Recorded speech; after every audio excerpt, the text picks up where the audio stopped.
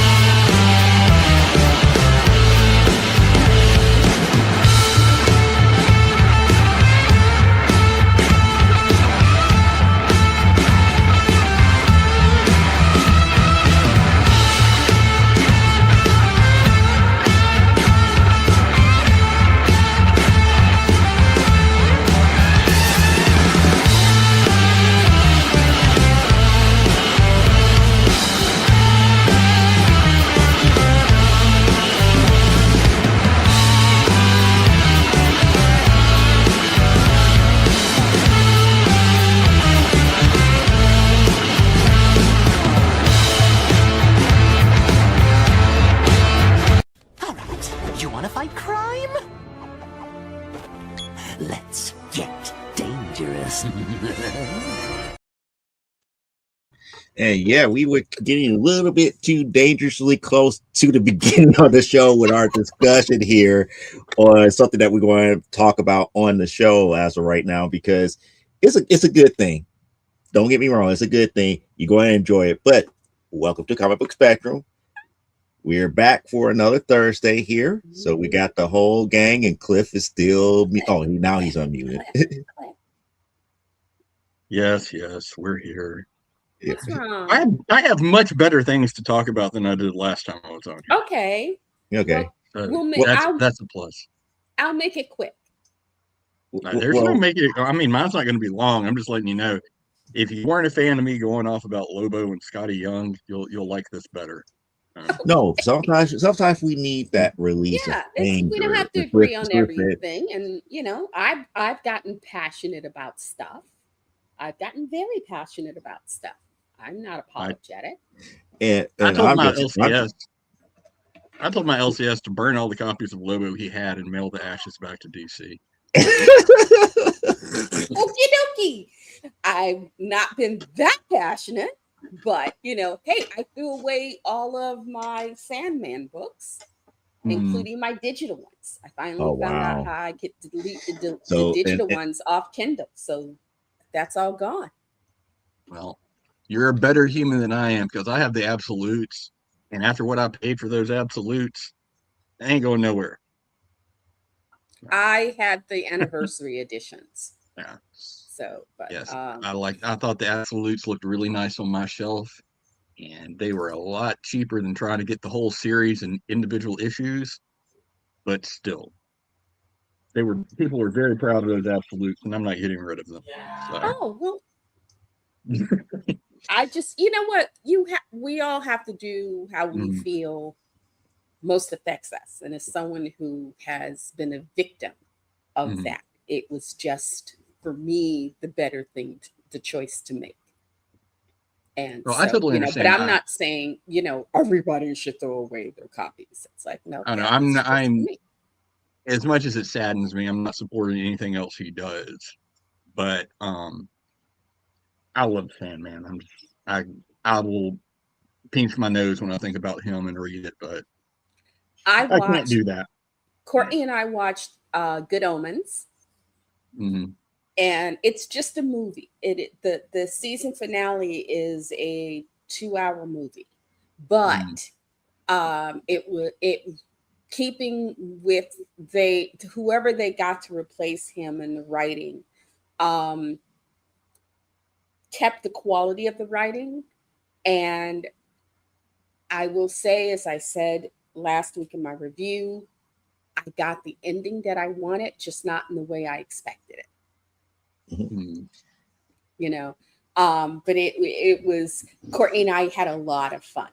We sat up and we ate chips and dip and drank fizzy lemonade and cackled, and how like a couple of banshees and the men in the house were looking at us like, we can defend ourselves. So, a good time was had. Yeah, and Good Omens was one of those. It was one of those shows that once the the eldest lost interest, we kind of quit watching it because it was kind of like something we did with her. So Okay. yeah. Well, this week I watched Tron Ares.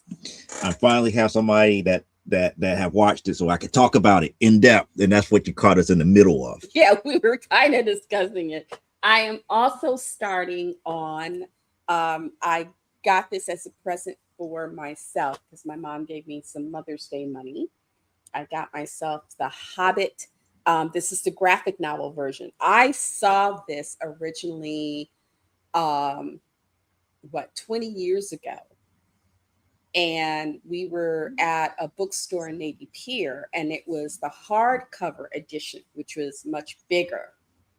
Um, but I wanted to get it then, and I didn't have the $24 or whatever that it cost at the time because I was taking the kids out, and it's like, oh well, if I spend this money, I actually think it was more than that because it was a big book.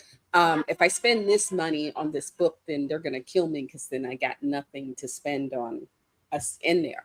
So I didn't get it. So when that came up on Amazon, and I actually had a few bucks, and it came up for like 20 something dollars on Amazon. It's like, oh, I can get that, baby. So yes, me got my precious. Mhm. So I've got it. And I've only just started it, but for you parents up there, I know a lot of people find Tolkien daunting as a read. The graphic novel version is the story. It's just, it's kind of like, we've talked about this, the classic illustrated books. It's Mhm. kind of like the classic illustrated version of The Hobbit. So it is done in a comic book format. And so you've got the main beats of the story. It's not giving you every little bit of minutia, but it's covering all the main beats of the story, you know, and it's really nicely drawn. Hold on. I do love the artwork. It is Okay, you have very to give me nice. more of Okay, a heads up before I can put you sorry. on big It screen. is very nicely done.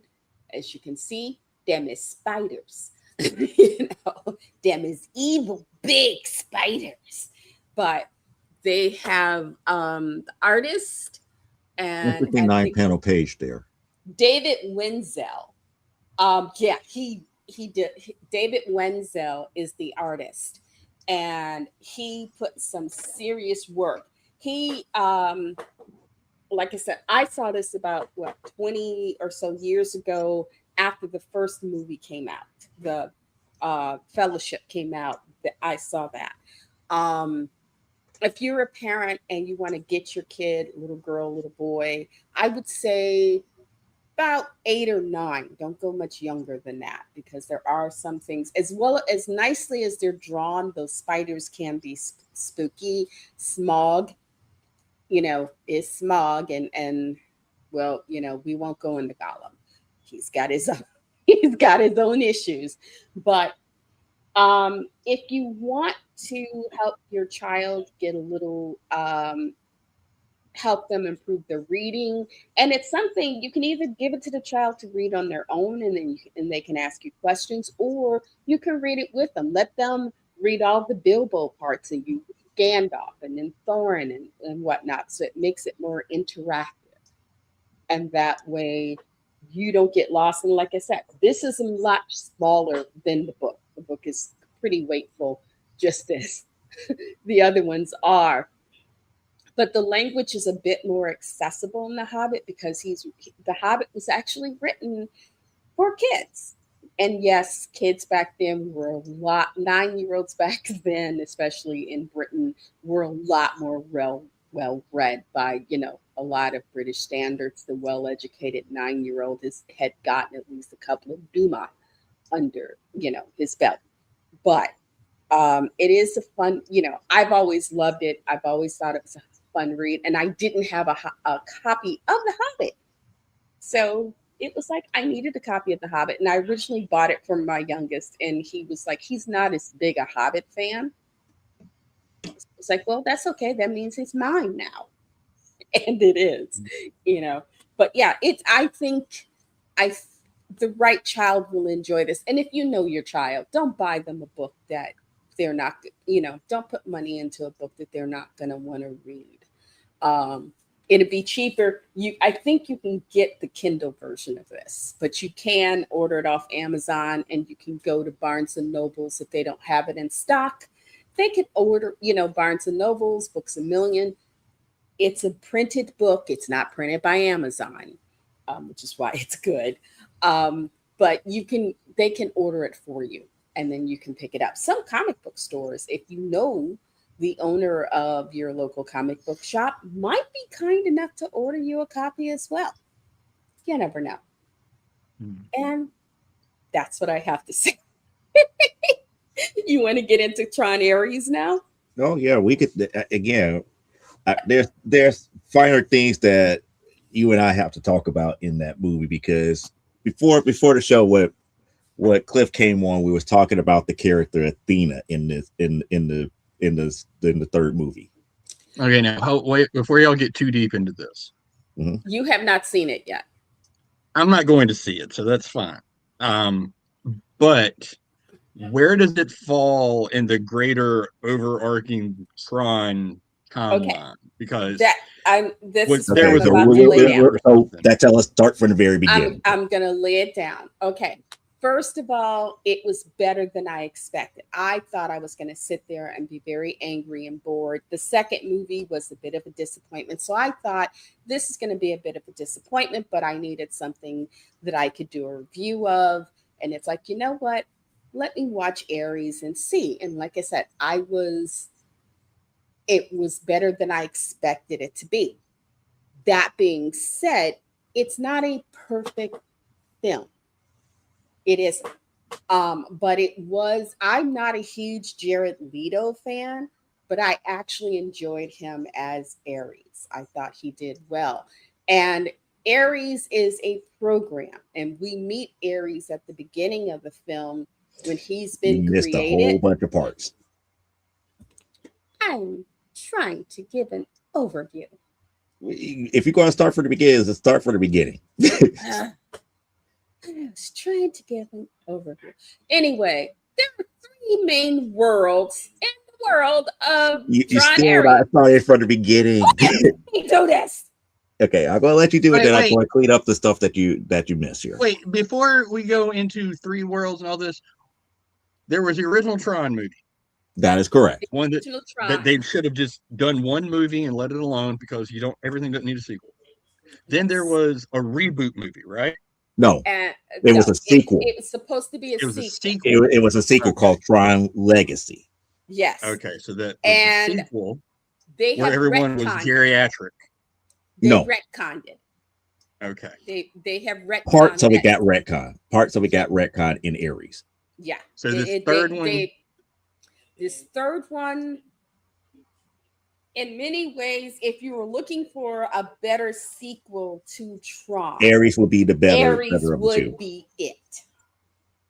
Ares but would technically, be it. this is the third movie in the saga. Technically, it's the third movie. And we're saying the third movie has more of a direct connection with the first one than the second. In fact, the third movie does better at connecting the audience of this generation's Tron to the original Tron. It addresses it better, and it makes more sense. Now, to go back, what has happened is Flynn, as far as the human world, because there are three worlds in this picture, and I will get to them in a minute. Flynn, as far as the human world is concerned, has disappeared. He has retired from his company. The Sun, that is. Yes. The company has not dissolved. Income. Two sisters,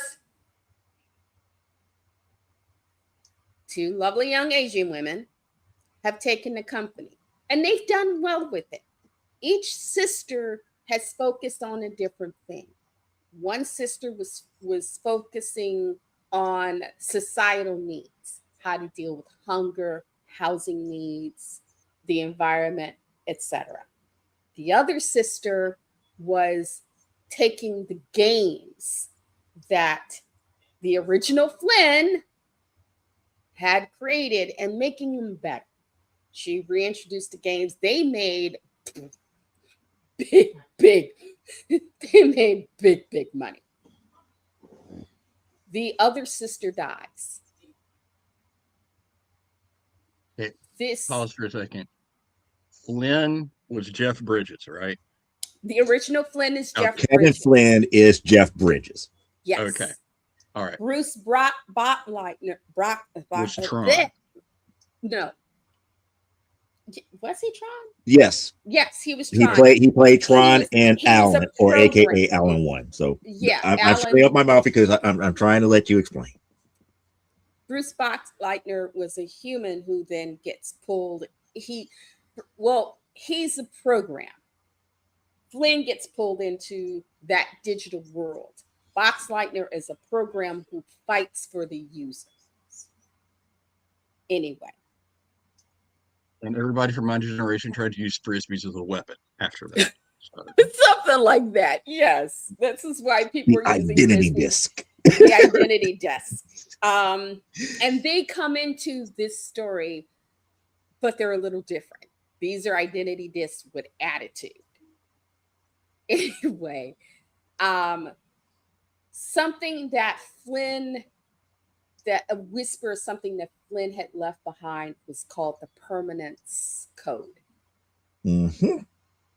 Because one of the things that these sisters have learned, and Dillinger Systems, which is their chief competition, is that you can bring things from your digital world. You can create it like 3D printing and make them into a living being, whether that be a tree or something humanoid.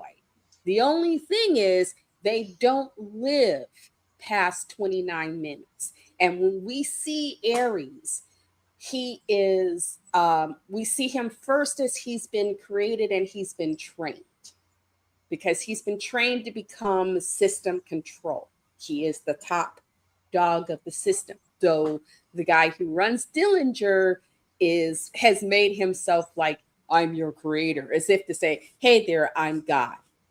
He's the worst God ever. I just don't know how to tell you. This guy, he needs that permanence code, because we start out with them printing out Ares. In fact,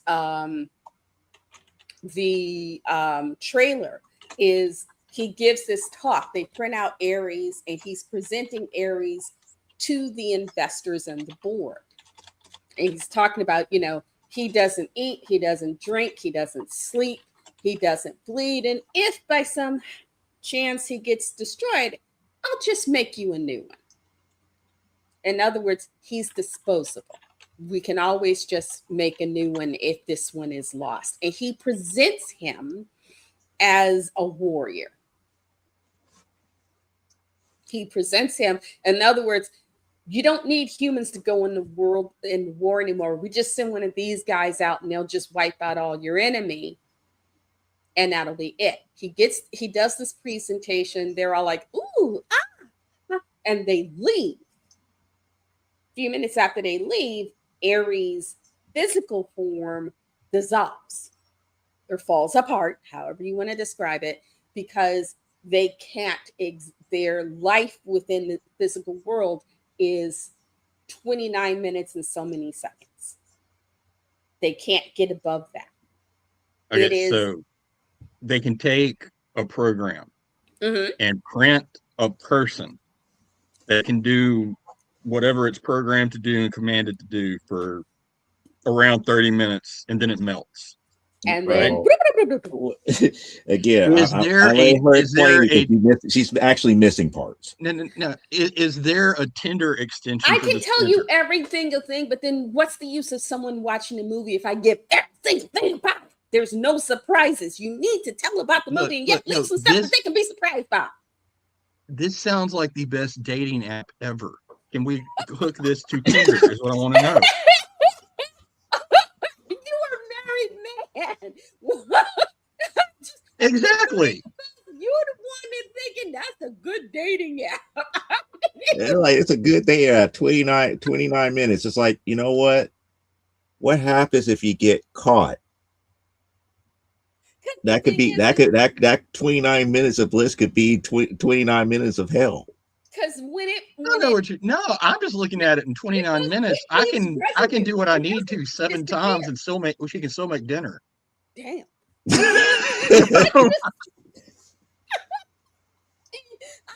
That's a good thing, Cliff. Okay, I'm not going. We're not going there. We're not going there. But She cracked her up. Yeah, I mean, it's the truth. I'm not going to lie. That is the truth. It's like do what you got to do 7 times, and then still have enough time to make that pork chop sandwich dinner. Anyway, that is the fault in the system that both of these companies are trying to solve. They both know that it is rumored that Flynn created the permanence code, and both are looking for it. The sister that survived goes way out in Antarctica or something in a lab because she has to set up. Yep. They done broke me, girl. They done broke me. Anyway, she's got this lab out in Antarctica or something way at the top of the world because she's got to be able to find what she needs to find without anybody finding her. So she has to come off the main power grid from their signature. She can't do it from her office, so they have to have this other place where they do it. She finds it. And she knows she's got it because they print out a tree and it stays. It doesn't fall apart. It stays. And they realize we got the code. Unfortunately, the competition realizes she's got the code too. And they want the code. And this guy, and I will say props to Gillian Anderson, who plays his mother, because she's that right. She's sort of moral, and she brings that sort of moral weight to that side of the argument. Because this guy, we see that he is willing to do whatever it takes to get this code, so he can get these contracts and make this money. The mother is trying to talk sense into him. This was a bad idea. You don't have this code. When they realize you really can't deliver, we're going to get screwed. She's trying to give him a better sense. He doesn't care. He just wants that end result. He wants the glory. He wants the money. He wants to beat his competition. And if it means getting into some skullduggery, he's happy to do that. Even if it means there will be loss of life, he doesn't care. So long as he gets what he wants. There's only one moment, and we're not going to give away exactly what that moment is, because then there's no need for anybody to watch this, and that's not fair. There is a moment where he learns, at least for a moment, that karma's a bitch and she will come at your ass if you don't straighten up and play and fly right. But that lesson does not last with him very long. But in order to get what he wants, he utilizes Ares. Ares, however, Ares is like Tron in the point of he has made certain mental and emotional steps beyond his basic programming. When the guy is sitting there showing him off and talking about him as if he wasn't even in the room, or he is just irrelevant. He's listening. He's paying attention. You see it on his. Jared Leto does a great job because you see it on his face. Mike, he makes these micro. Um, he does these little, Expressions. yeah, micro expressions. So, and the camera moves on him so that you see this guy making the bigger pitch, and he's insulting to everyone. That's the whole thing. He doesn't think of anybody as important other than the money that they can bring him. He's insulting to everyone, but he is very disregarding of Aries. And Aries is standing there listening and he's paying attention. So when he What was he paying goes, attention to? he's paying attention to the way he's being talked about, to the way he's being addressed, the way this guy is referring to him It was as more than just I that. can simply if by some reason he gets destroyed, I'll just make you a new one. And also for them, when that time goes up, it's not a blip. You can see it's a painful process for them. When they have to go from our world back into their world, that process of that physical form falling apart is, and then they're reassociated in the digital world. It is painful for them. You see it, the way they're like gasping and their movements. The first couple of seconds, it's painful. It's as if you dropped the building on them and then somehow they survived it. It is not a comfortable thing. It's not like bloop, bloop. It is painful and it is jarring. And you see it on Leto. You see it on the others, but you really see it on him. And he begins to get this idea that maybe my programmer, the guy telling me he's my creator, my God, ain't exactly what I need to be thinking. Maybe I should not be following him the way he thinks I should. So when he is sent out to find this woman, they are told, find her, bring her, digitize her, bring her into the digital world, which they do. They find her, they get her, bring her into the digital world, and they used the original Tron cycles to do it. It was so cool. They killed a bunch of police cars, but the Tron light cycles and they worked in the real world. There was nothing. It was nothing in the modern world that could stand up to the technology that they brought from the computer. Yeah, it was like, you know what? You remember how the walls of the light cycles was destroying other light cycles?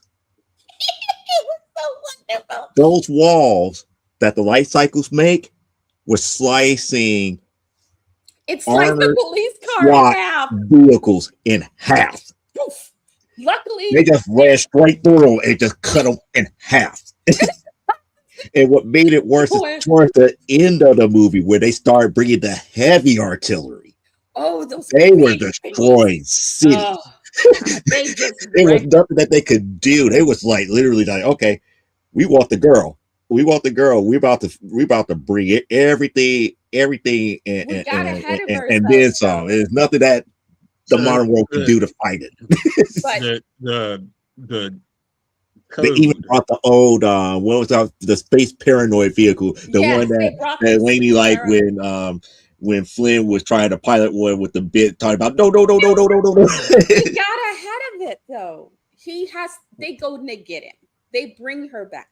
He then is told that they have to take because she has the information. She has seen it. She may not remember it, but it's embedded in her brain. And they're And like, and in order to get it, they basically have to dissolve her digitally. D-Res. They have to de-resolute her, which means she will die in their world and the human world. It would be as if she will no longer exist. It won't wipe memory of her from people and her digital footprint, But she would just but be a missing person. It would just be a missing person file that nobody can resolve. Aries realized that this, because he goes and he says, if we do this, it'll kill her. And the guy's like, and that's when Aries realizes, because he's been dying. He Well, knows the pain of dying, and he knows that she will not resurrect. She dies here, she's dead. There is no resurrection for her. well, well. And What we forgot the other thing that he did before he asked Dillinger that question.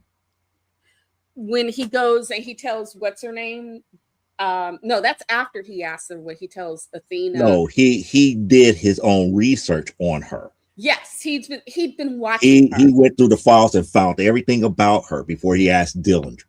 before, and I loved it because we then see her backstory. We see her and her sister. We see them growing up. We see them taking the company when Flynn leaves. We see them inheriting the company, and we see them making it grow. And we see the one sister who's more concerned about we need to do what we can to make the world better.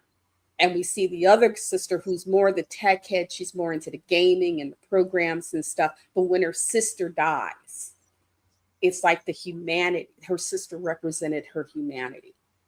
And she decides she wants, and she's trying to do this. This is her way of honoring her sister's dream and vision.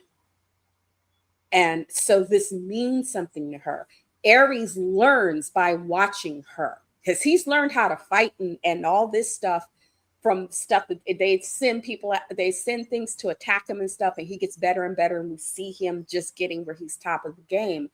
And now he's learning what life is and that life matters. And through these sisters, and that he learns death by watching, he gets to learn death through her. This isn't like you get to come back. She dies. Hey, Tot. She dies. There's no return. And he gets to see her. He gets to see her grieving, and he starts to feel something. And he realizes this is wrong. And he then asks him, and the guy is just like, she dies, big deal. And that's when he makes the decision of, this is not acceptable. And he tells his second in command, Athena, he lies to her because he's like, oh, we just need to question. We've been told we need to, we're gonna question her and whatnot. Athena then gets like, okay, something about your response isn't Aries enough because she's paid enough attention to realize something about you has changed. And then she goes behind Aries to their creator. Mm-hmm.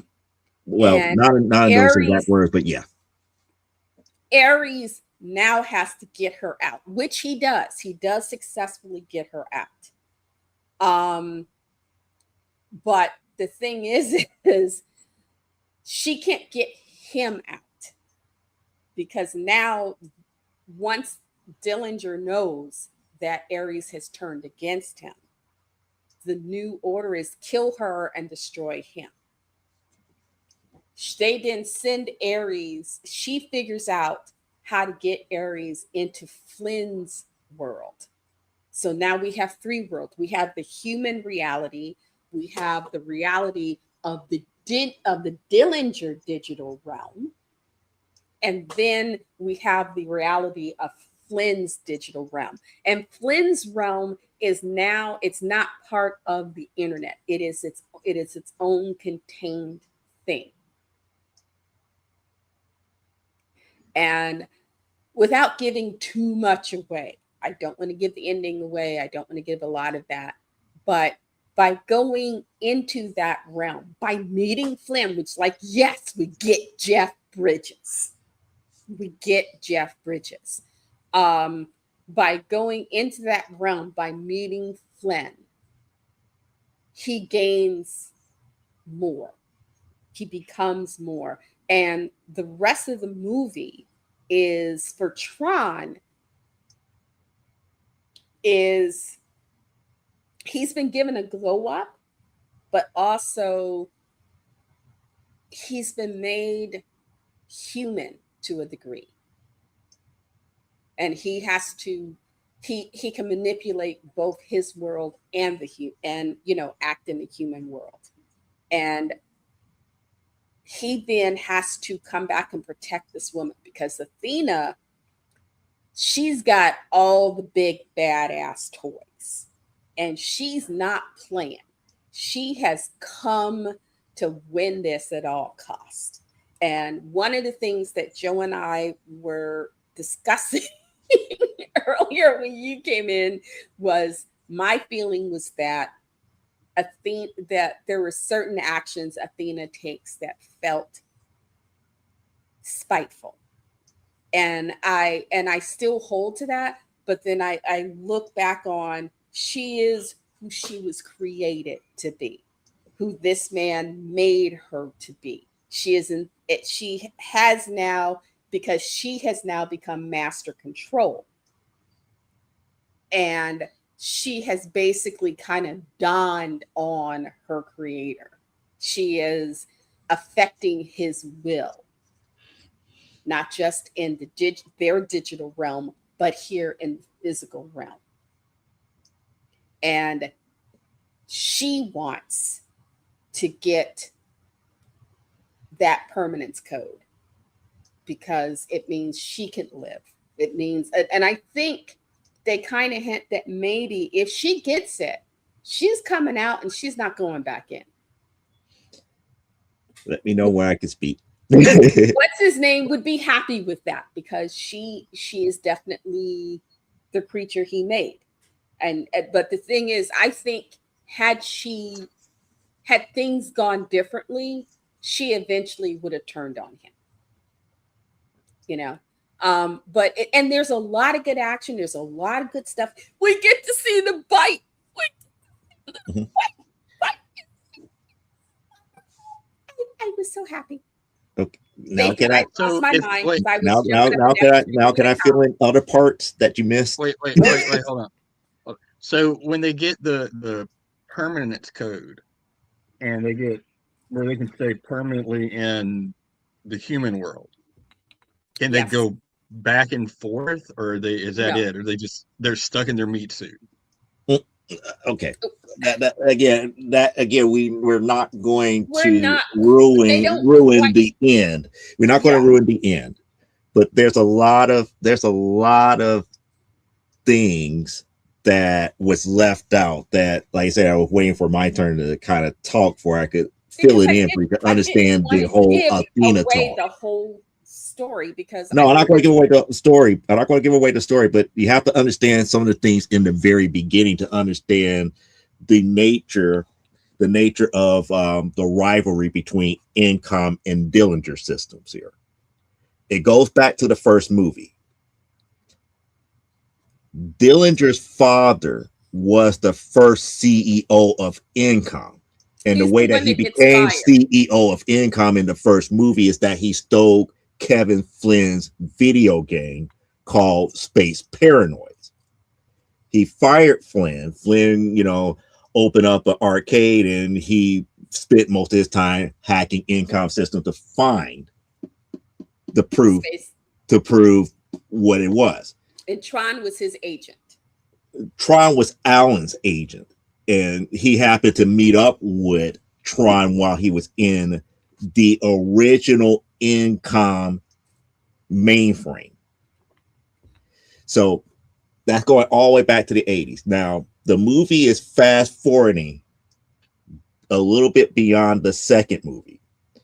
Yes. The second movie, we had Kevin's son who finally takes over because everybody was trying to figure out whatever happened to Kevin. Yeah. In the second movie, Kevin stayed in the mainframe, stayed there for years. His son finally finds the old access to the old Incom mainframe system, which was took it offline and was taken to like a separate location and everything. He fired everything up. He sent himself into the mainframe system. He eventually finds his dad. Without ruining the second movie, let's just say he found his dad. The dad discovered something. And he was pretty much protecting that certain thing. And by the time we get to the end of the second movie, the son had a particular mission to protect said thing after we see what happened to the rest of that mainframe after all was said and done. Tron Ares Fast forward, I think 20 years Yeah, after it's that, like or 20 years after like the after that second movie, yeah. because now Kevin's Flynn's son is now missing. Yeah, they don't know where he's gone. He's just disappeared. Now, And we don't see him. now We don't during see that time, in that 40-year span, we never heard, even in the second movie, we never heard about anything that went what happened to the original CEO Dillinger. It turns out in this movie, their family was able to survive his disgrace, and they formed their own computer system called Dillinger Systems. yeah. The father died, but his son took over as CEO. And his mother was constantly pushing him and pushing him and pushing him to bring back the Dillinger name to the former greatness of what it was at Income. However, the son mentally was just not really there. He was underhanded. He was sneaky. He would do whatever. He would lie, cheat, and steal to do whatever he needed to be on top. In other words, like father, like son. And these girls at Incom were beating him at the game. He was number 2. It was They the were number rivalry had 1. came back, but Yeah, it was and now they done were with number 1. the twins versus him. Yeah. So you have to understand that first part about how they went back to the original history of Tron 1 to bring it fast forward to why Dillinger's son wanted to do the thing that he did with the computer system, with Dillinger's systems here. Pretty much he recreated what his father had control of under the first movie. He made his own version of that computer system. And he trained these programs to be military based. So he had all of these military contracts ready to line up off of the one lie that he told, which Or was the half lie, which was it wasn't that Ares couldn't do he it. could bring He them said it out of the could do them. computer systems to bring them in the real world. Human beings would not have to fight anymore, and they were expendable. Mm. Now, like Elaine said, he brought out Ares during this big presentation and everything. Ares was paying attention to what everybody else was saying, but he was also paying attention to one other thing. That one other thing was the environment that he was in. He was in the real world. He never experienced anything such as a thunderstorm. So while he was listening in on what everybody else is saying, his part of his attention Oh shifted yeah. outside and he heard raindrops before. And he kind of walked a little bit to the edge of the door and he actually felt rain for the first time.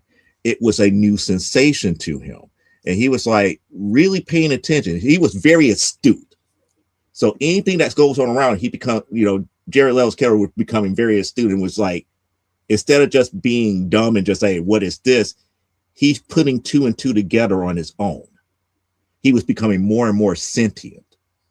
Yeah. And as he became more and more sentient, going, back and forth between the real world and their computer world, he had a number 2 in the name of Athena. Now, Parallax, that's not true at all. People have fond memories of Tron. No one has fond memories of New Mutants. Mhm. Okay. The book or the movie? Because I never Both. saw. I love the New Mutants books, so You're- I'm not going to get. I'm not to go. I'm not going to go into that. Mhm. But like I said, I don't want to give away how it ends. I'm not giving away how it ends. I just have to give you the bigger enjoyed the picture ending. of the beginning to enjoyed understand why certain characters were the way that they were. And the great part is when Athena goes after this girl, and they're bringing it's as if the city was being attacked by aliens because this is tech that they're not prepared for. Things are happening that they have no idea. A couple of mentions get, oh, this is like, but the cops the first responders and Ooh, whatnot. they Oh had my, no cares. they were just and Athena and because he sends her and I think he sends her and two others, Mhm.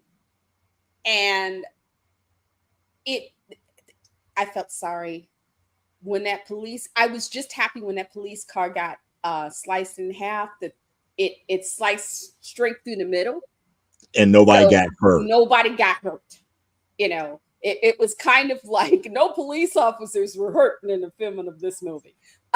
It was, but there actually was quite a bit at the city. They were tearing the city down. They were tearing that city down, and it it was pretty epic. I will say when you see those things from paranoids come in Mhm. and these things are like um And people were up here like, everybody was half looking the at it like, oh size of the wow, it's series. just like the video game with this, that, and the other. And then boom. So you've seen the Sears Tower, right? These things in the world are like half the height of the Sears Tower, Mm. just floating around, and then she's got Everybody that. thought it was a PR stunt. Yeah, they thought that it was some. They thought it was some laser projection PR stunt until stuff started blowing up and people started getting hurt, and then it was like, my first thought was the in Armageddon when those first few asteroids started hitting, and the guy's going, "It's bombing us." I had that feel to it because folks were like, "Wait a minute, this is not what reality is supposed to be." You can see people just leaving it. But I will say for our female protagonist, I liked her. She thinks, she feels, and she proves why she was the rightful inheritor of her position. Because Girly, as much as she is like scared and she is afraid, and her team, she has a good team of people behind her. Because as much as they're afraid, they're not that, oh my God, we're all going to come into a park. Let's hide in the chair and hope nobody finds us. She's like, no, we need to get this, and this done. And they're like, okay, we are on it. Her team, she doesn't back down, and neither do them. And I like that. She's technically almost equivalent to a Kevin Flynn at this point. A Yeah, young she Kevin is. Flynn. She is definitely like A young Kevin, like a young Kevin young Flynn. Kevin Flynn at the time in which we see him first come into that digital world. Yes, stuff is scary. Yes, it's stuff that I'm not used to, but I've already been put in a position where if I'm not careful, these people will kill me. So I can either fall apart and let them kill me, or I can get up off my ass and fight whatever way I can. And that's the choice she makes. And because she makes that, she is definitely the general, because the guys who work for her are like, well, hell, if she's going to make that choice, then I guess we're making that choice too. So they're leading her. She's leading them, and they're following, and they're not questioning her. They're not, there's nothing misogynistic about this. It's like, okay, this is, and especially once they realize the direness of the situation, it's like, okay, you seem to have at least some idea what we're doing. So we're gonna follow you until you fall apart and you're not, and I enjoyed that. She was not while it was definitely, there were definitely levels of fish out of water that you see in all these characters in the case of Ares and his crew, because this is not their world. They're used to doing things in the digital world. So when they come in the physical world, it's different. Suddenly you feel stuff. It's painful when you fall apart and have to be reconstituted. Well, let me get back to the girl. Before Joe gets back, so you said there's the human world, the digital world, and then the Tron world. There Well, are no. three worlds. There's the human world and the digital world, but the digital Uh-huh. world could be based upon each computer system that originated those programs. In this movie, you had Dillinger Systems and you had Kevin Flynn's original mainframe, Yeah. Think of it this way. or I The should say, Incom's original mainframe yeah, system. Okay. Because all you, of you kind of got me confused when they said that the Tron world was separate, but they were able to send somebody over there. So because okay, he has built it on a server that is not connect. It is not as connected to the web. He has locked okay, a good portion of his server so that unless you naturally know what you're looking for, you're not going to find it. okay, all And right. what we're looking at is if you think of the internet as a universe, and then Mm-hmm. everybody's individual platform as worlds. Yeah, I saw Okay. Wreck-It Ralph too. Okay, fine. Okay. It's very much, and it's Disney, so Yeah, it's very much it's that. going to be above board. It's not going to get too risque and everything. But getting back to the conversation about Athena, and this was the thing that I was trying that if you have to pay close attention to the movie. And again, I'm not going to give away the end, but I do have to kind of explain the relationship between Ares and Athena, because even at the very beginning, Athena was Ares. If like to go back to Star Trek terms, this was Captain. It's like Ares is Captain Pike, while Athena was number two. She's his first. She is his second in command. Right. And the thing about it is their relationship is that they were almost like two peas in a pod. But because Ares goes out more often, she often asks him, what is it What's it like like? with certain sensations, because she has never truly had to deal with sensations, to deal with people, to be in the environment at long periods of time. She would go and come back within 5 to 10 minutes. He's wherever he goes out for the full time. We see her And go he twice. kind of debriefs her as far as what the real world was, more so than anything. So when he started telling her about the sensations of what it's like to feel something, to have a water droplet hit you, to hear what a thunderstorm would what the thunderstorm might look like, and all this other stuff. This was new information to her, which she was up here as like, well, is this good information, or is this something that will take away from his programming? That's the way that she was originally created. But as things went along with Ares dealing with Dillinger, she began to notice how Ares started to stop telling her certain things. That's how she knew that he was lying about, we're still waiting for Dillinger to contact us back. He told us to wait before pulling the information from old girl. Yeah. And she was like, you sure we haven't got contacted yet? It's like, yes, he told us to wait so many cycles before for him to come back to do the final thing. And then she goes walking off, and she's thinking to herself, it's like, that seems kind of strange. It's like, why wouldn't our so-called leader just give the final order and do this, that, and the other? But So luckily, she started put two and two together, and it's like, oh, Ares betrayed us. But luckily, Ares was smart enough to realize it, because he goes to the girl and says, we have less time than I thought.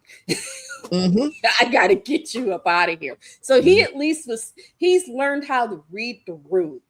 And that plays to his advantage in many ways, because he can read the room. He's picking up the cues. And because in many ways he is still a program, he is constantly learning and constantly making those connections. But here was the true turning point of why you feel that she was angry and vengeful towards the end. When Dillinger finally sends her out on that mission to kill Ares and to bring her back, you have to be mindful, while they was at Income, she finally gets there, finally finds him. Aries finally got pulled into the Incom old mainframe just before her time was almost up, and before she goes and it was de-rest. The one thing that Aries was talking about happened to her. The sprinkler systems went off. She finally felt water for the first time. She felt how it felt, and she was like awestruck by it, like Aries was. And it's like, why is, and then in her mind, she's like, Aries had this sensation and all this time, and he wasn't lying to me about this, and Dillinger was keeping this away from us. And And then it she has drove to her go through the into like pain of, that mindset. Is like, DTA, trust no one. So when she went back and she got back into the Dillinger system, what did she do? She's like, everybody meet on this pad, we're going. Dillinger was like, what do you think you're doing? You gave me an order. yeah, I'm going I to am make sure that fulfilling, your order, I'm going to make sure that your I'm order fulfilling is my done. programming. I'm fulfilling Because my she was at programming. DTA, she couldn't trust anybody because technically Aries told her the truth. And like I said, she knows how Aries is. So she don't know who to trust one way or the other. So she was confused as hell. And she was angry about it. Very angry. But like I said, she doesn't stop to ask questions though. She still is driven by her Who initial at that point, programming who are because, you going to truly ask? Because you don't trust no one. you know, but she doesn't, but what I'm saying is she doesn't trust anyone, but she also is hell bent on fulfilling her program, which her commands, which is go find this woman, get that information, kill her. Well, that's when we finally saw her overlying purpose, her own purpose. She created her own purpose at that point. You know, and like I Her said, own it just purpose was, let me get this code for not only to do his bidding, but for I could have resonance and then take over. yeah, she wants She permanence. wanted to she wanted to take over everything. She was like, she didn't trust Dillinger anymore. And when she didn't trust Dillinger, she was like, that's it. I'm about to take this for myself, and I'm going to figure it out on my own. And it kind of had a sort of burn the whole world. Yeah, I want to become part of this world, but it also had a burn the whole world down feel to it. She Well, never she was willing to stops. burn it down to get what she needed. That's what the whole problem That's what with I'm that was. saying. She's still very much, she didn't, she doesn't get till the end that she is just what she's programmed to be, as opposed to Aries, who has made that leap to go beyond his initial programming. In many ways, she's still in her initial programming, And even though she, that was the whole conversation about her not having enough time to understand. you know, She never had enough time to understand because she was put in a position where she had to make the decision right then and right there. She couldn't trust Dillinger to wait for his instructions, but yet at the same time, she was given a direct order. she was given a directive, and that's what she was. So That she was what followed was her driving her. programming in that aspect, but at the same time, she knew that she couldn't trust anybody because she didn't know what to think. She couldn't process it herself like Aries would have, or I should say like Aries did. Yeah, Aries did. But like I said, as someone, I went to see the original Tron at the movie theater when it Me came too. out, Me too. and I still love that. That was one of my favorite childhood movies. I got to go to a midnight screening because I was old enough to do so with a I bunch of was other yelling out a idiots. window of a car at a drive-in theater. Okay, Talking fine. about go blue, go blue, go blue, go blue, go.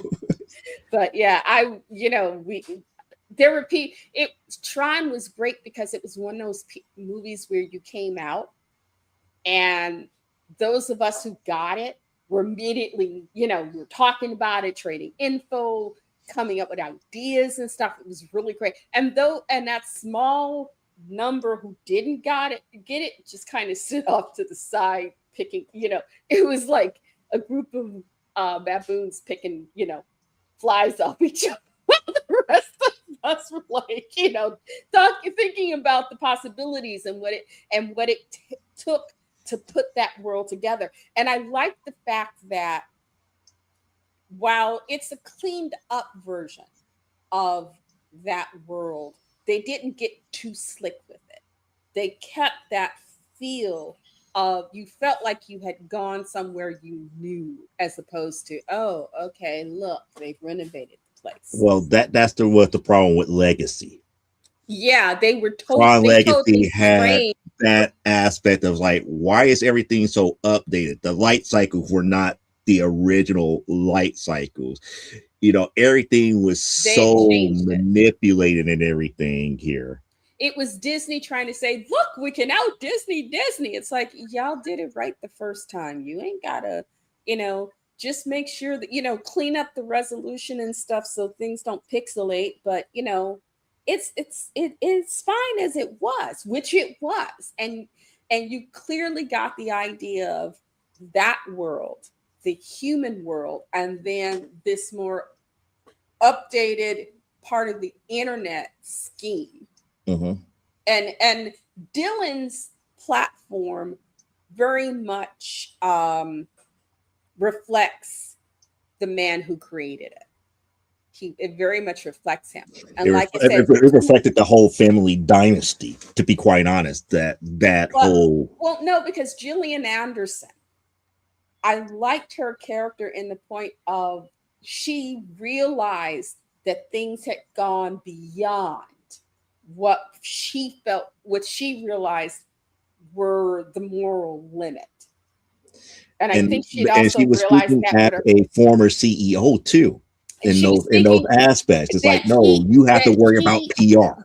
He stabbed her in the back and took over that company, but she was still trying to guide him, because they have that conversation where you realize he took that company from her, but she's still trying to guide him. She's still trying to give him she's trying to act as that moral center. And it's like, and I love the fact, because on the one hand, she herself is almost like a program. And it's kind of like, she's very much like Dana Scully, just a little cooler. Well, I wouldn't say that. In regards to her emotion, I'm talking emotional temperature. I was thinking more like, I've been there to see where your father failed. I have seen this story before. I know how ugly it can get. Mm-hmm. There are some links to which we should not go. And you are pushing too close for that. Because after he does his show and Tron and Ares falls apart, she's the one that comes down and says, yeah, you got him out in time so they didn't know the lie you told. And he's like, I didn't lie. She goes, you didn't tell him about this. You didn't tell about 29 minutes. Yes, you didn't. It's a lie, because it's a lie of omission, but it's still a lie. Mm-hmm. Because you built this thing up of, this is the ultimate soldier.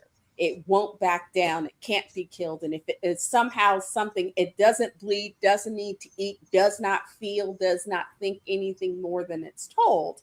And if somehow somebody actually destroys it, well, we'll patch in a new command and print you another one. Here comes another one just like the other one. It's no big deal. His regard, his disregard for the greater world is how she, if without ruining what truly happened, how she passed away was also sad too. That really got me. And it was like, okay, I see where you're trying to go. I see you've learned things as you've gotten older, and you've come to understand ruthlessness is not the way, and he is definitely his father's son. Because I think one of the reasons he had her kicked out, though they don't really address it, is she was probably looking to take the company in a different way. And the son kind of went behind her and like, hey, I can do this, this, or this, and this. And, we'll make lots of money. And they sided with him because she then has to go and say, she tells what's happened. She knows the truth, and she goes to the board and the backers, and she says, and because she comes in and says, I just had a conversation with the board. I've told them, you are done. I am coming back in charge. So you get to see that she realizes you have crossed the line.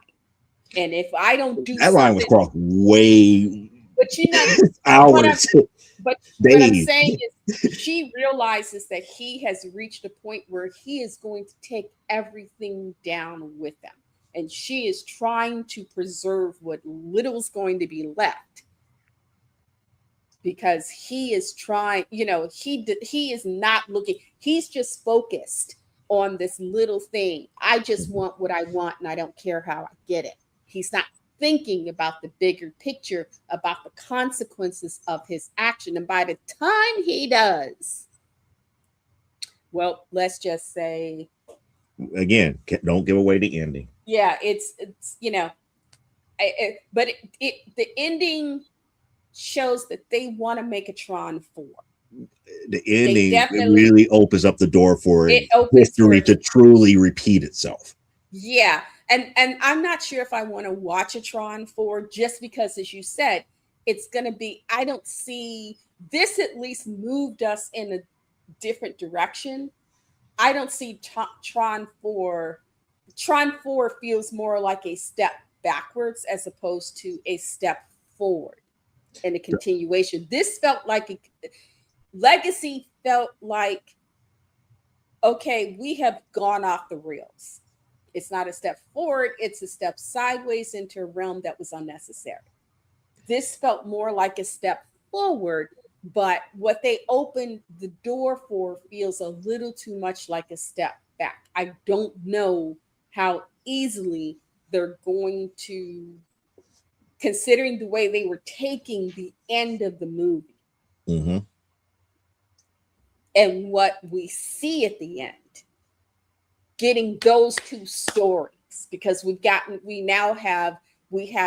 ended up with two branches, hers and Aries. And we could see how those two branches could eventually come back together. But this third branch, well, actually, technically, it's 5. It's 5 branches, but I'm not going to get into it. So when you say be a step backward, would it be a step back to Tron 2? Or a step? No, it'll be a step backwards as far as what had already been established. What had already been established. But some of the, if I had my dream wish, if I was involved in writing it, there would be a couple of things that would make the story move forward. Like, for one, they have to really ratchet up and tie the ending to Legacy to Aries. Yeah, there have to be a connection between Legacy and Aries, because the way that those two movies ended, it pretty much came to the same conclusion. We need to know what happened to Kevin Flynn's son, and we need to figure out how Aries is going to keep himself hidden. Well, that and the ramifications of what happens to the kid from Dillinger. Well, that part was simple. We know what happened to him. Dillinger's son is going to find out what his dad actually had access to.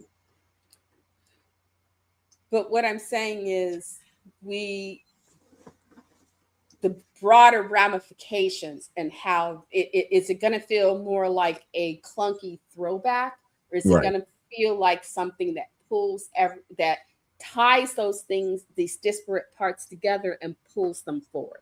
I would have been happy with just having Aries and letting it go at that.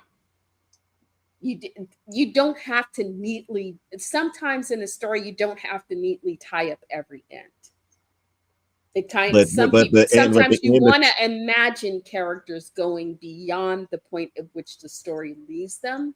And because we see a lot of fandoms pop up where stories come out and people have created stories beyond what that main story was and gone and gone on to something different. Um and it varies with each fan, but this kind of felt it didn't feel like we were going to go forward. I don't see it going forward in a good way. it can go for it in a good way, depending on if they do their homework. Because I still look at Tron Legacy. There was a lot of mistakes made in Tron Legacy. Like, for example, people forgot that Kevin made his own program, and his own program did what it did to the mainframe. People forgot about that. But the end of Tron Legacy is technically the same ending as Tron Ares to a different degree. One was created by Dillinger Systems. The other one was created by Kevin Flynn. What is unique about the two scenarios is that Dillinger Systems creation eventually met Kevin Flynn and learned the truth. Yes. The legacy ending, we don't know what ended up happening to Flynn's creation to a degree, and what it learned by coming into the real world. And what it's a loose end. It's a very loose end. And very big loose end. That's what I'm saying. If you can bring those ends together in a way that makes sense, and keep that sense of fantastical wonder when worlds collide, you will have a hit.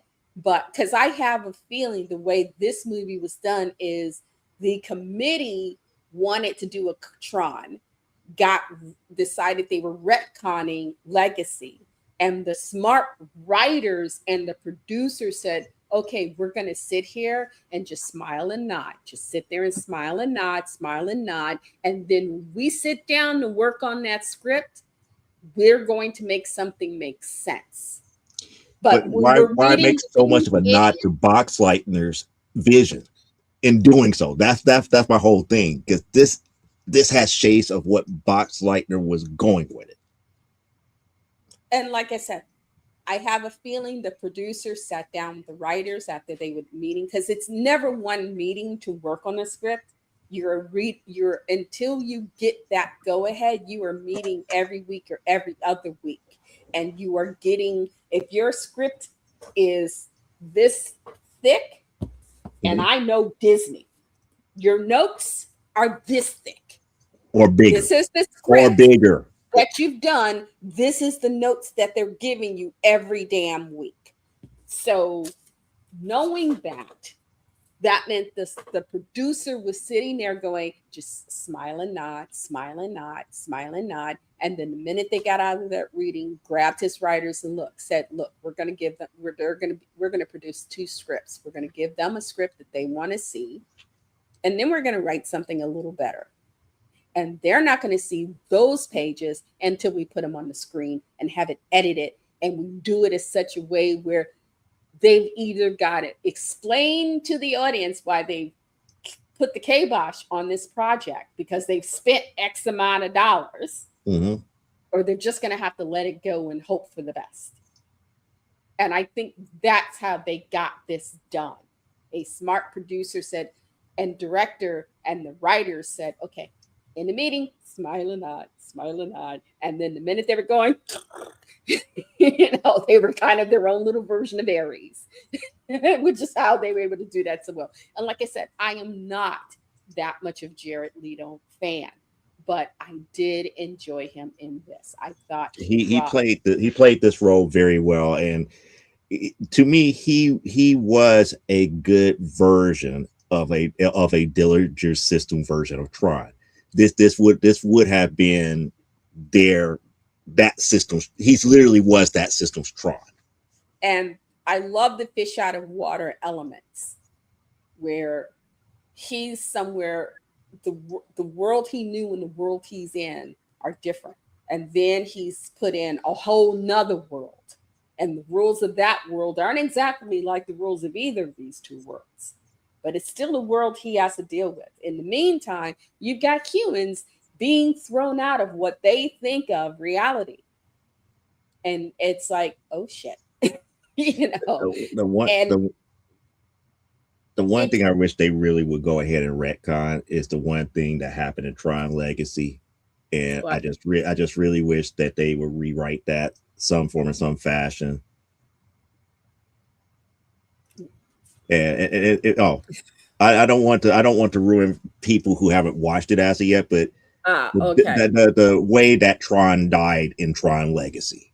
Okay. I wanted them to always rewrite that one, because I like the fact that, you know, that Tron technically went on a redemption arc in that movie, but also at the same time how it took a lot of courage to do what he did, knowing that he will be de-risked. Yeah. Yeah. But you know, I think it is now 8:17. Wait. Tron died in the second Tron movie. Mm-hmm. Yeah, they de-resed him. So why the hell is this one called Tron? No, it's called Tron Ares, meaning that it's part of the Tron saga. It's part of that saga, and this is the next chapter. Mm-hmm. So we have Tron, which is the original chapter, Tron Legacy, which is the second chapter, and the third chapter is Tron Ares. That's it. Think of it this way: you have Lord of the Rings, Fellowship of the Rings, Lord of the Rings, The Two Towers, Lord of the Rings, Return of the King. Yes, but in Lord of the Rings, it's all about the ring, and we're still following Rudy and Elijah Wood through all three movies. I like you. I like how you played that. Okay. But this, apparently, you only follow Tron through two movies. And then they went beyond him. And like I said, they retconned the second movie. They retconned a lot of stuff that was in the second movie because you don't get a lot of the stuff that happened with Kevin in this in from the second one. You don't get a lot of stuff with Kevin, and you don't get a lot of stuff with his son. Yeah. Matter of fact, his son was only a mention in this movie. Yeah, he's only mentioned for 5.5 seconds, and then they never mention him again.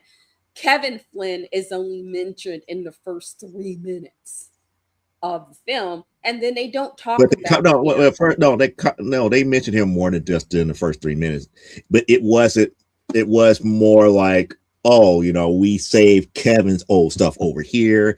Oh, we found it on his or Kevin's original disc that he programmed. You know, his name kept popping up throughout the movie, but it wasn't solely about him.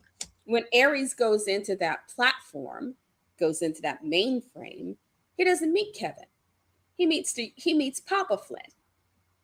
He meets the transcendent one. The transcendent one. Yes, sorry. Because remember, that system is technically dead because of what Tron had to do to Kevin's program. But like I said, that a portion of that mainframe is still existent. You can't just get into Kevin willed parts of that mainframe system back to life. Because at the end of Legacy, he was there with a blank slate. He was like, "Oh, this is interesting." Everything else is destroyed. He's like, "This is interesting. There's enough room to, he's like looking like I could rebuild." But what I'm saying is it is no longer part of the reality of the internet, which is, like I said, become its own separate thing way beyond that. It is separate. It is separate from those two worlds. It is its own thing. And it is not the, other than electricity, and they've worked out the power system and stuff. It's self, and it's self-contained. Mm-hmm. It is a Nobody can get self-contained, in unless you know how to get in. unless you know how to get in and you have And the he does correct not want, access and Kevin does code. not want to come back. No, he sends air when he's had his time with Aries. It's like, okay, you need to go. Have fun. Well, no, Don't it's die. like, he was like, after talking to Aries and he gave him the reason why he wanted the code and everything. He asked him a couple of questions, and he's like, "You are ready.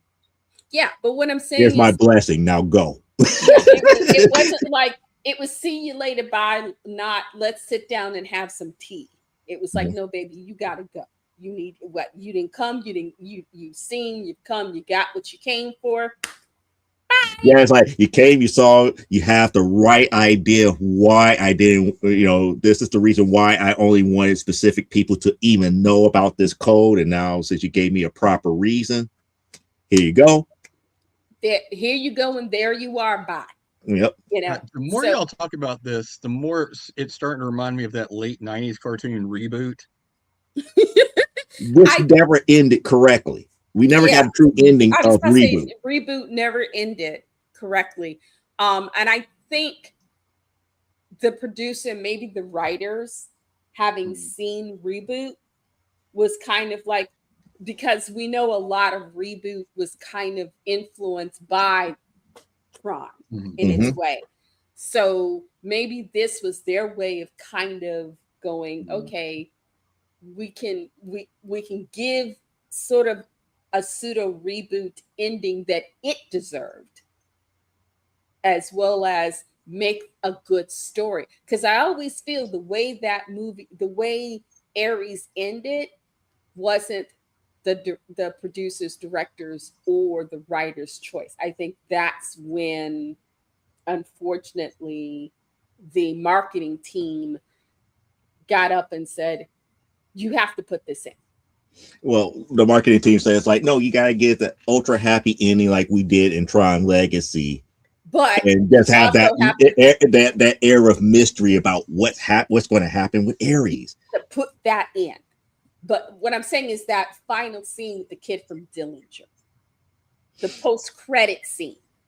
The post-credit scene gives everybody them the marketing tool to say that there's a possible 4. But that's what I'm saying. They were like, okay, we can either let this movie out or we can shut it down and lose all this money. But we're going to let you get this movie out, but you're going to put this in. To keep people thinking and keeping the franchise in people's minds for a possible 4. Yeah. So that's what I'm saying. And that was one of the best post scenes that we needed to possibly have a 4. Will it happen? I don't think so.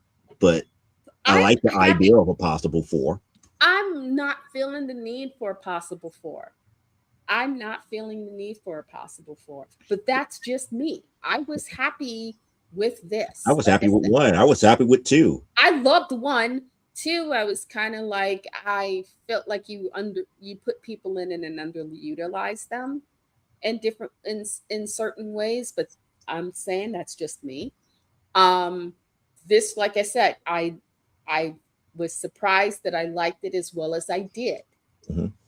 But having seen it, having enjoyed it, and I will probably through the summer watch it again because I love them scenes, but I don't feel the need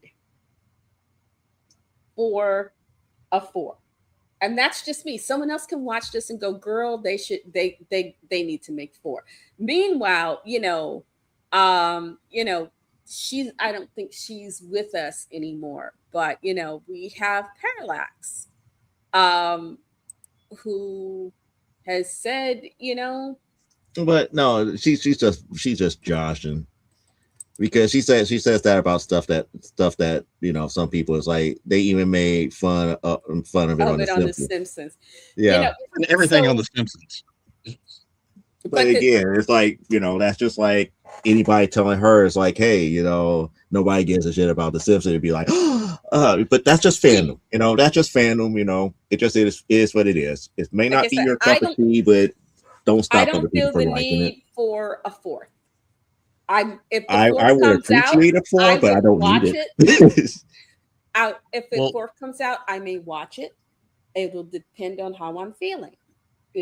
Like I said, I wanted to look at something, and it's like, well, I don't want to go back to something I've already seen. Why don't I watch something that I thought about, but then went in and see if it can surprise me? And I love the first Tron. Like I said, I went and saw it and enjoyed the hell out of it. And it's like, well, Legacy kind of left me going, but we'll see. And I went into it with no real expectations of enjoyment other than, it's like, because like I said, I'm not that hot for Jared Leto. So I was pleasantly surprised, which made me happy. And it's like, okay, I'll review this, you know, I'll review this. And so there we are. But we also have Cliff, who's been sitting here calmly waiting. Oh, I've been enjoying the talk because from the way it sounds, the two Tron movies I never saw are things that I would only be interested in watching in clip form, like I watched The Boys. Mm-hmm. I don't actually watch the whole series. I watch it in The Facebook Cliff Reels Notes version. I think I do these movies the same way. The Cliff Notes version. But I will be remiss before we get too far into this, since I mentioned Rudy. Mhm. My oldest partner, Okay. new girlfriend, Mm-hmm. apparently collects Rudy. She's in the Shawnee that she's no. Shawnee that not hard? the actor, the actual movie. Oh wow! He has something like 30 different varying copies of Rudy on disc. Dang. And is continually adding to her collection because she thinks it's funny. Somebody should tell Sean. So I don't know, but I only have met the new partner officially once now. But since I found that information out, she's my favorite of all of the ones I've met. Hug the daughter for me, because I've only met her once, but tell her that's hilarious. Yeah. But quick question before we go any further: how are the girls getting on with their assignment? Well, it's going well. Except for Penelope is Penelope, so we'll get there. But it's been such a hit in the household. I have been voluntold that the wife and I are going to do it too. Voluntold. Okay, there are YouTubers, and I will send you a list of YouTubers you can watch who do mermaid. If you want to, I've already finished mine, and it's terrible. It's terrible, but it makes me happy. And my paragraph is going to be the story about my merman. Oh, so you're going to do the whole assignment? His name is Terrence. I'm just going to tell you that now. Terrence the merman. No. The assignment was it could be a male or female, young or old. Mm-hmm. So they didn't. It wasn't. They could make their mer person how they wanted. If they wanted a merman instead of a mermaid, they could do that. If they wanted an old mer person or a young mer person, they could do that. I didn't want to limit them too much because this is the first assignment, and I'm trying to get an idea of where they are, so I have a better idea of what to do for the next assignment. Well, I tell you now, I can't even draw stick figures. I don't even claim I can, but you can tell what Terrence is, and that's all that matters to me. Well, I am collecting materials. Once we get through this and I have an idea of where they are in regards to skill spectrum, I do have materials collected that I'm going to be sending on drawing figures and shading and perspective and all of that. So I have that stuff. I wanted to get a start to know what I'm dealing with. Who needs help where, And who do I just, say, okay, this is the assignment, go have fun. You and I, you want to talk about this? How do how do I help you on this? And this is how you can do better. I'm just trying to get a feel for what I'm dealing with right now.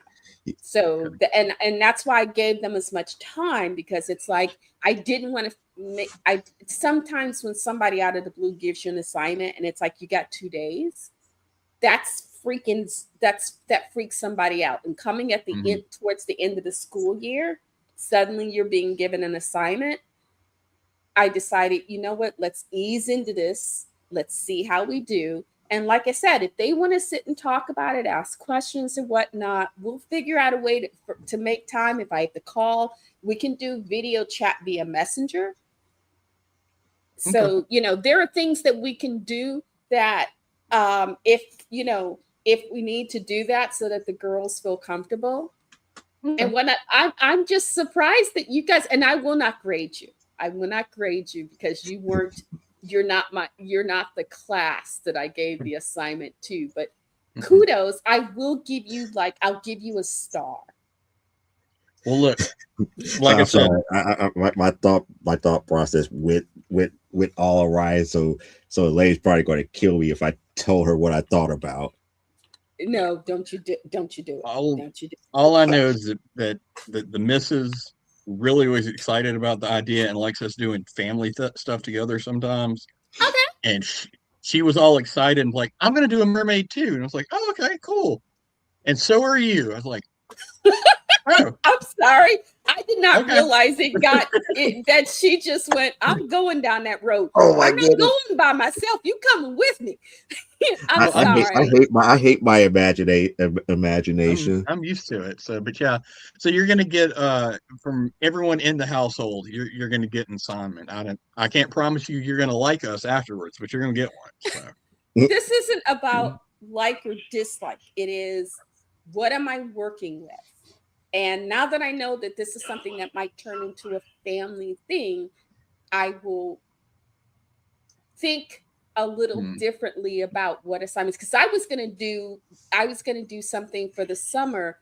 When I was a kid, I used to doodle what I used to call the stickman circus when I got bored in class. And I was going to start giving the girls stickman circus assignments that they could turn in, because summer's coming. It's like, well, it's easy to get, rusty. So I'll give you my, like, once a week, give me a stickman circus thing, something silly, but still fun, but still works on things. And then I was also trying to think of what a good book would be. And I've got a book. I think I have a digital book. I got to see if I can send them. I have Tolkien's Rover Random, which is a really easy read, as well as Bilbo's Last Song. And I can gift you, Bill. I think, do you have Kindle? I know we have the app. If you've got the app, I should be able to gift you Bilbo's Last Song. And it's a very short book. It's Bilbo it's a poem Bilbo is writing about about leaving to go to the Great Havens and take off of Valinor. And the artwork in it is lovely. I'll have to double check, because I'm pretty sure we did, but yeah, I'll have to double check. Now, my mom, when she started to get ill, she started collecting Kindles, and we had like 5 of them in the house. So I have to look through and see what else is going on. But yeah, I'm pretty sure you can also do it on your phone. You can do. My Kindle app is on my phone, and you can do it on your desktop. Yeah. Well, I'm mainly looking to see what accounts it all is through, because when the Kindle started multiplying, I kind of like quit paying attention to the account. So well, I will see if I can find a physical. If I can find a physical copy, then I will get it, send it to Jeff. I will get it, send it to Joe, and have him send it to you. Moose, you can draw theories for love.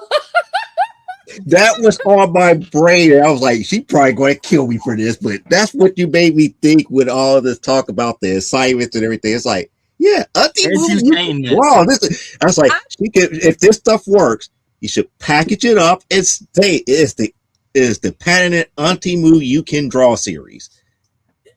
Okay. 4 I know where you forget. $295.95. Yeah, you forget. I know where the hell you live. Okay.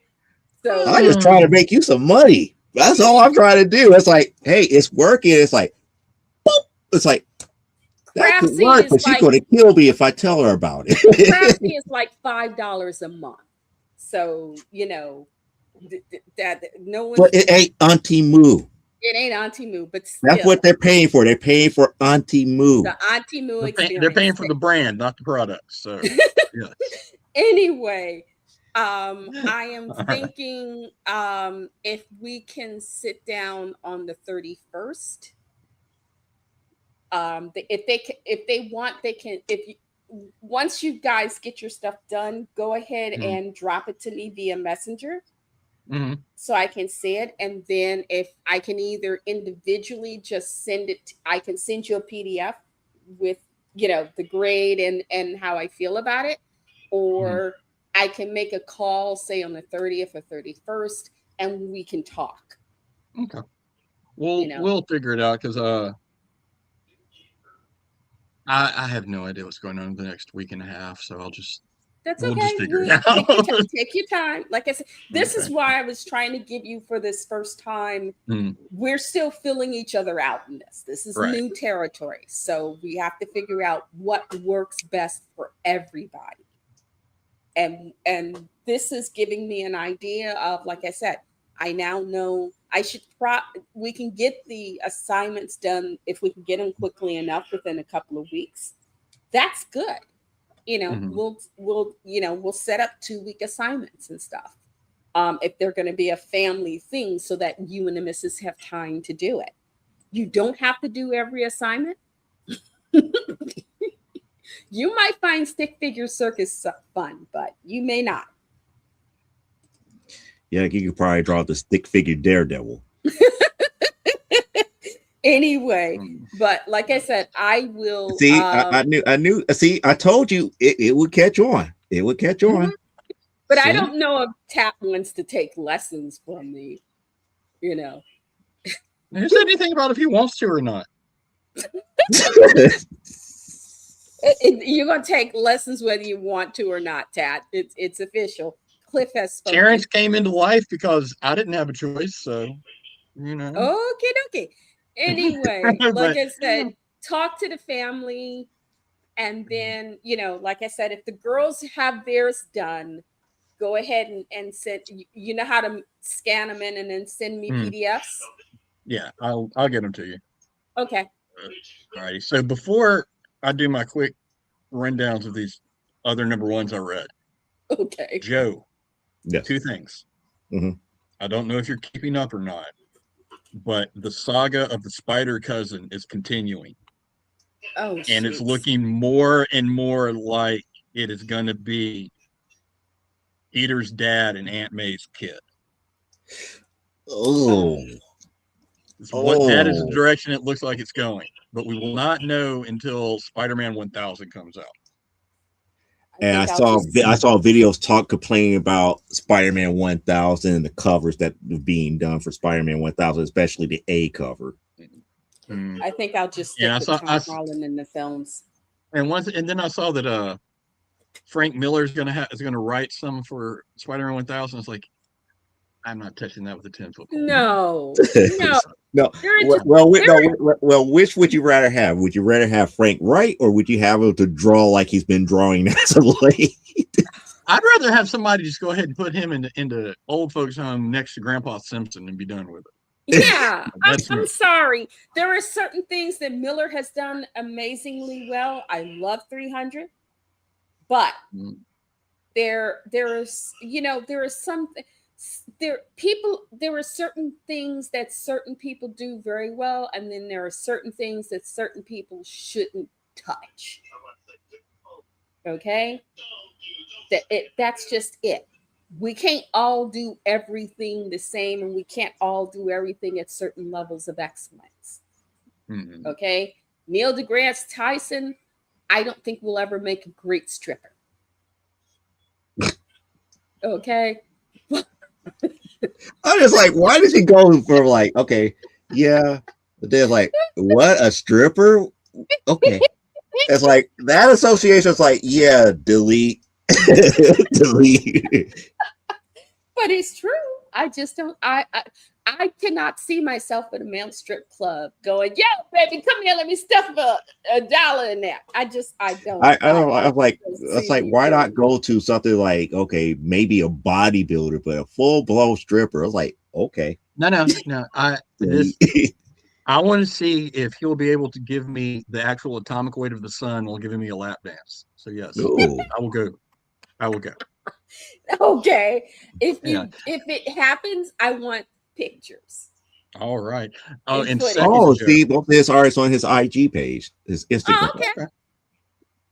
And second okay. joke. Post your Instagram so that we can, or give it to Joe so we can share it so Yeah. people can come look at your stuff. Okay, go ahead, Cliff. All right. So the second thing, Oh, he froze. again, this is rumors and just stuff that I'm picking up from little news articles I see every once in a while. Have you been keeping up with what the rumors are going around about Tom King's Wonder Woman? No. I try not to worry about Tom King's Wonder Woman. I just read it just to read it. You notice I don't review it. Not Right. ever since what, issue like 12 or so. Issue 8 was the one that really just made me be like, yeah, I'm not talking about the series ever again, with the Bible thumping and all the other stuff here. All right. So you know that the let me see if I'm behind on my Wonder Woman because I can only take Tom King doses.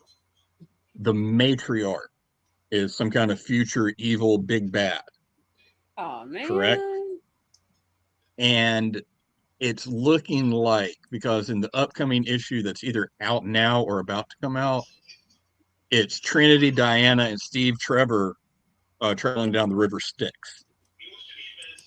And you find out apparently that the divergence in the timeline that allows the matriarch's future to come to be is Diana stealing Steve Trevor's essence out of Tartarus to make Trinity. So to get rid of that timeline, the rumor going around is they may have to erase Trinity. So Goodness. it's nothing official. This is all just based on like scuttlebutt going around, but it looks like the end of Tom King's Wonder Woman run will probably be the end of Trinity also. Because they haven't really did anything really with her per se. Right. And that's the thing. She was a wasted character from the very beginning. They never developed her as an adult. They always developed Trinity as her being a kid, just like they did with Jonathan and Damien. She never had anything truly that was unique to her as an adult. Elizabeth just was there. She had her one shot in the sun in Wonder Woman 800 to set up the main story that went into Tom King's Wonder Woman, and we never truly saw that part of the story come back. So again, the other thing about Tom King's run, and this was the confusing thing about why I have a problem with it, they never established that Steve Trevor was still alive. They always hinted that he was dead, and Diana kept seeing him as if it was something psychologically wrong with her to try to deal with his death. Ah, okay. Like, well, I have not read any of his Wonder Woman stuff. So. He's apparently is dead based on what I've seen. So again, none of this like it's kind of obvious that it's like either he's truly dead, or they just saying that Diana's going crazy. Okay. So I'm not saying it's a fact, but it looks like there's a very strong possibility that to get Steve Trevor back in Tom King's run, we're going to get rid of Trinity. So if it happens, You heard it here. We and don't if it don't, we don't need a Steve Trevor back. That's the whole thing. We don't need a Steve Trevor. would you rather have Steve Trevor back or have Trinity running around? I would rather have none. Okay. That's just me, because Steve Trevor did his time and everything. It's time for Diana to move on, to be quite honest, and that's one of the reasons why a lot of the stuff with the I don't want to call it a monarch. I forgot what his name was, with the lasso of lies. Patriarch. The matriarch, huh? The patriarch. Patriarch. Yeah, He the was the patriarch. patriarch. The whole thing with the patriarch was just like, why? It's like, it was not a very interesting read. And then if we're supposed to take issue 800 for what it was, how in the world that he still is living for Trinity to find him? Okay. To Anyway, tell him tell her the story about what happened between. If I ever get the chance to tie up Tom King and put him in a closet, you can ask him. well, don't even do that, because I will never get a straight answer. I never get a straight answer. Well, we I have do most of 13 my- minutes of show left, technically, and he has not, and Cliff has not had a chance to give us his review. Yep. Well, I can make these quick. It's not that. It's nothing earth shattering or profound. So I'm trying really hard to make it through all the next level number ones that DC's putting out. Last time I did Batwoman number one, which was okay, and we're not speaking about Lobo. This time around, I have Deathstroke, the Terminator number one. That was done by. They don't put the credits where you can find them easily in comic books anymore. Who was this done by? It was done by Tony Felices and Carmine Di Giamoncino on art. This is your standard introductory number one issue. It's kind of like, hey, if you don't know who it is, this is Deathstroke the Terminator. And it's setting up, like a lot of stuff lately with Deathstroke, he's trying to prove while he's still number one as a mercenary and going through after a target. And it's told, a lot of the story is kind of yes, it did. A lot of the story is told from the standpoint of Slade Wilson writing a letter to his daughter Rose, who became the Ravager, right? And talking to his best friend Wintergreen, who's also like his handler.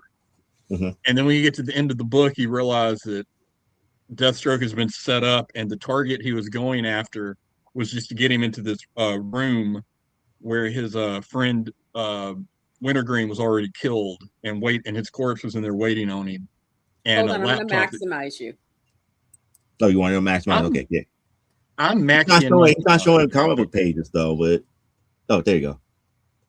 But and also they were able to hack into his bank accounts and take all of his money. Oh, so going forward, it's going to be about Deathstroke going out for revenge and looking for whoever killed Wintergreen, plus try to reconnect with his one child that's still alive, Rose. It's all right. I mean, I'm a Deathstroke fan, so it's worth a read. It's nothing profound. I honestly thought Wintergreen. Rose, did they rewrite the fact that Rose now get along with Deathstroke with Slade? No, they're back to not talking. Because people keep forgetting about how Rose became Ravager and what Slade did to her. My favorite part of the whole introduction of Rose as a Ravager was when she was so determined to be devoted to her dad. She pulled out her own eye and replaced it with the kryptonite eye. Mm-hmm. Prove her loyalty. So yeah. But, Ew. That's how much she was Daddy's little girl until Daddy pretty much almost left her for dead. Ew. Yeah, and Ew. I'm apparent. I know I'm behind on my current books a little more than I should be, but I thought Wintergreen had died and come back to life like 4 or 5 times already. I didn't know he was still alive until this book. Uh, so I'm not that heartbroken about it, but I'll read the Deathstroke. I'll at least go the first story arc to see how it is. Okay. It's not great, but if you're if you're a Deathstroke fan or if you're a Teen Titans fan, you'll enjoy it. Even though they're still doing that thing where they can't decide what exactly the hell his powers are. So now all of a sudden he has super strength and a healing factor What? when I never remember that before, but okay. No, he Well, was supposed to be. I wouldn't say he has a healing factor, but he damage to him is not like damage that other people would take and be okay with. Yeah. Yeah, well, I mean, and this But is he they does flat not out heal say, really fast. He just that durable. well, in this new number one, they flat out say his, and they even call it super soldier experiments, which I got a laugh out of. Oh Gave man. him super strength and a healing factor. So I Okay, don't. so So is so he it's like Steve okay, Rogers or Bucky? Uh, yes, yeah, Okay. that's a good answer. Just to say yes. We don't know. We because don't really know. no offense to any Cap or Bucky fans, but Slade Wilson would dog walk Steve Rogers. I'm just saying. Um, Okay. but again, it's all right. It's much better than Lobo was, and I liked it a little bit better than I like Batwoman, just because I grew up reading Teen Titans, so I have a soft spot for Deathstroke. Um, I don't have a Zatanna number soft one. spot for him because of what happened, but that's just me. I don't Yeah, have a see, soft spot. I don't have a soft spot for him because of what he did to Rose. yeah. That was just See, too cruel to do to your own daughter. yes, yes. I also read Zatanna number one. Okay. Yes. And this is actually kind of an interesting book from the standpoint of it was written, drawn, and the cover was all done by Jamal Campbell. Okay, this is different Uh, than the one I was looking for. so this is kind of a rarity in today's big two comics. You don't usually have a writer and artist being the same person. Mhm. Now this is kind of like a standard number one. Little bit of quick introduction about who Zatanna is. Apparently, she has become the prime magus of the realms of magic. So she's kind of like Oh, the grand poobah of all magic users. yay, Um, Zach. and she is trying to save this little girl from one of the magic realms of the elf people from some kind of plague demon who has been going around possessing and killing people. And it's explaining just who Zatanna is and how she wants to make magic wonderful again because it's become kind of like the human world, scary and unpredictable. She wants to remind people that magic is good. There's an interesting little scene where you see her talking to some of the other pillars of magic. You see Hecate, the Upside Down Man. That was I'm pretty sure that's what he was called in Justice League Dark. Mhm. And this bird creature that I don't recognize, but I'm gonna say he's supposed to be a representation of the Lords of Order, just from the way they drew him. Okay. But then at the very end, she's talking about wanting to go again. She's addicted to being a performer on stage and wants to spread the joy of magic. So as she's going along, saving everyone, she wants to continue to do the greatest stage show tour in history. And Yay. apparently, you find out that one of my favorite lesser talked about things in the DC universe, the DEO, is led by director Bones for you Roy Thomas fans out there. Why does that sound so As much it's like Infinity Incorporated? Yes, because he was for Mr. Bones was started off as a villain in Infinity Inc. and then became a member of it. And Uh-huh. after all that went away, they started the DEO, which is almost like the DC version of Shield, but not really. And he became Director Bones. So he's a skeleton man with a suit and tie smoking a cigarette all the time, which is hilarious. But there he has created an occult services branch of the DEO. And so there are these agents following Zatanna around and trying to meddle and, you know, add US politics and stuff because why not? But it's good. I enjoyed it. The artwork is really nice. There's just enough of the story to make me want to read the next one. Um, we'll see where it goes. Zatanna's always seemed like a character that is super, super popular and super loved, but there's just something about her where she does better when she's a supporting character, not a main character. So we'll see. Well, they won't go back to do the storyline that they hinted about in what was it, Young Justice, in the cartoon series, because I will gladly pay money to see that happen. And that is for her in her more adult stage right now, in her more adult state right now, to don the helmet of Naboo and become the next Fate. Because everything is lined up for her to be it, because she was proven worthy of it. And Naboo did not want to let her go either. Until her dad made him.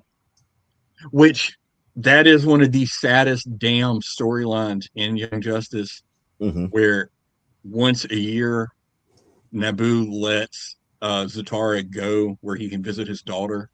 But at the end of the day, he has to put talent back on. That is so heartbreaking. But it was a nice touch. I'm glad they added it. But yeah, it's they good. set it up where it's like, you know what? When she grows up to be an adult, she could technically be the next Fate. Everything is lined up for it, but they don't want to touch that. They don't want to touch that. I don't know why. And now the last one, and honestly, so far, all the ones one more. I've read, my favorite. Okay. The Fury of Firestorm. Okay, who's Firestorm now? Well, that's what we're trying to find out. But this one was written by one of my favorite current writers, Jeff Lemire. And the art is by Rafael de la Torre. But this one is really an interesting book. It starts off and it says at the very first panel it says day one. And they never call him Firestorm or call him Ronnie in these first few pages. They just keep saying the nuclear man descended from the heavens. He was alone, yet he spoke as if to another person. Let's see. And he goes into this town in Bedford, Colorado. And everyone's, because this is like a little small town, they're not used to superheroes. So they're like, oh look, it's Firestorm. And it says on the third day, the nuclear man began to experiment. He wanted to know what it would be like to live in a world of glass and chalk. So he made one. So he used his power to turn the entire town, trees, streets, buildings, cars, into glass and chalk. And it said, not everyone liked living in a world of glass. The townspeople cried out and wrung their hands, demanding the nuclear man put things back to normal. But the nuclear man did not subscribe to their idea of normal. Their lives were a mere illusion. He would teach these people the only thing truly normal was changed. So on the fourth day, the nuclear man transformed not only the world, but them as well. So he turned every living person in the town into glass and chalk. Oh, so we getting evil Ronnie then. And Then on the sixth day, he decided any vestiges of emotion he once had were no longer of any consequence. And in freeing himself from this burden, he truly began his great work. And there's panels showing him melting people together with objects in the world around him. And on the seventh day, like in the Bible, he rested. Then we switched to honestly one of my favorite things about this book. They switched to Pittsburgh and to Miss Lorraine Riley. For those of you who don't know, from the original Firestorm series, she was Firehawk, which was an on again, off again love interest. But I always thought she had the coolest damn design. And they just never, she wasn't a character they never did anything, really did a lot with that they should have. Yeah, that's her updated design for 2000, the 2020s. Okay. But they won't, the U.S. military is sending her in to try and calm down Firestorm because they're convinced that it's still, they're saying Ronnie Raymond. And there's a lot of talk about how Firestorm has been different people throughout the years. He's had different powers. And they show like the Jason Rush version of him, and then the Ronnie Raymond and Jason version.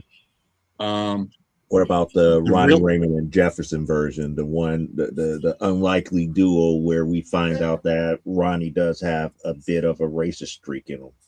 Yeah, I'm pretty sure that's him in this panel also. And they also have the Elemental Firestorm, where it was just Professor Stein for a while.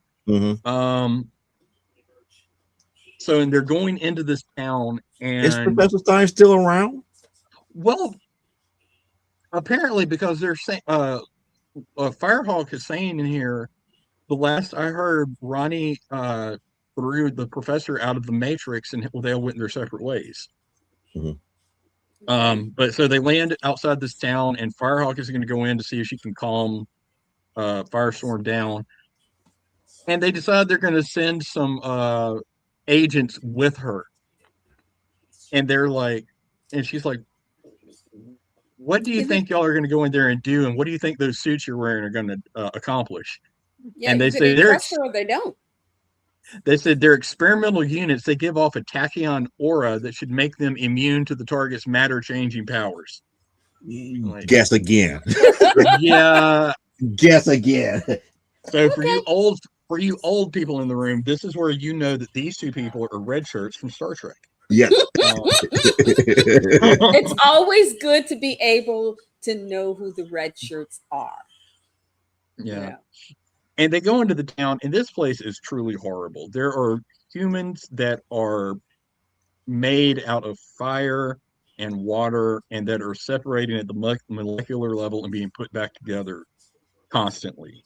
And she makes the comment, Lorraine makes a comment that this can't be Ronnie. He would never do this. And there's a little segue where you see a double page straight out of the 1980s where it's Ronnie in his original costume talking to the professor, and he's fighting the hyena. And the hyena says, "You're not supposed to be here." And he, in typical fashion of a man who has more power than Captain Atom, fighting a giant dog man gets his ass kicked. And immediately, Ronnie ends up in this dark forest all by himself, and he's asking for the professor. And the firestorm we've been seeing throughout the book shows up and says, you no longer belong here, Ronnie Raymond," and blasts him with some kind of blast. And then basically he gets put back in Groundhog's Day. Ronnie's going through the fight with Tyne and everything again in the 1980s. Oh, no. So we don't know what's happening there. And of course, the two red shirts get turned into puddles immediately. And Firehawk gets thrown out of the town, and she says, "That's not Ronnie. I don't know who that is." And so now they've decided that the only thing they can do is try and find Professor Stein.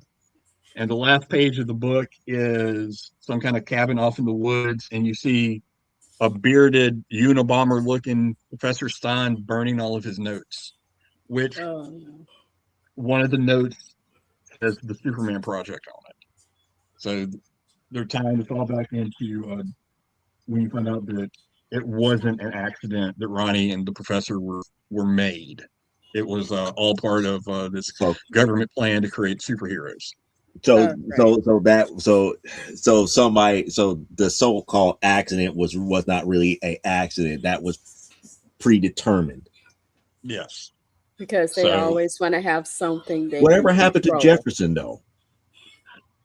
I'm not sure, but that's where it ends, and it's really good. I'm definitely I'm gonna be add this to my pull list.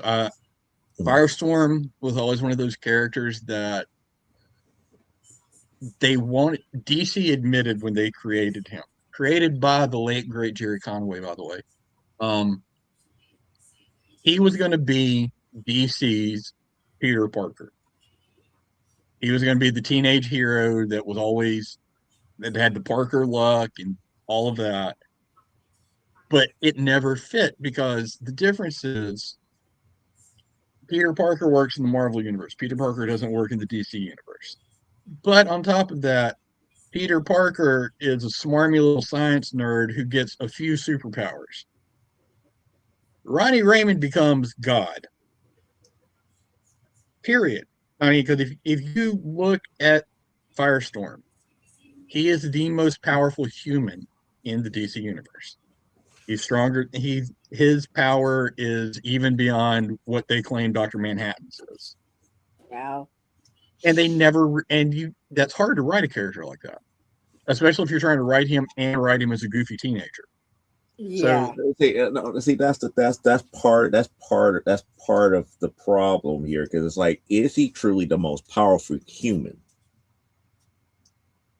Because you got other magical people other people that will magic that can beat Firestorm. They will have to go through a lot of pain, but they can beat him. they possibly could up until when you get to the point where Ronnie and the professor understand the matrix and are working together and Ronnie matures. Oh, that's you're done because He's of the he professor. Because of the he's professor and how a professor is he's grounded. rewriting the universe every time he moves. Mm-hmm. So that and that's hard to write. I understand that. So I don't know, but I like Jeff Lemire. This was a really good issue number one.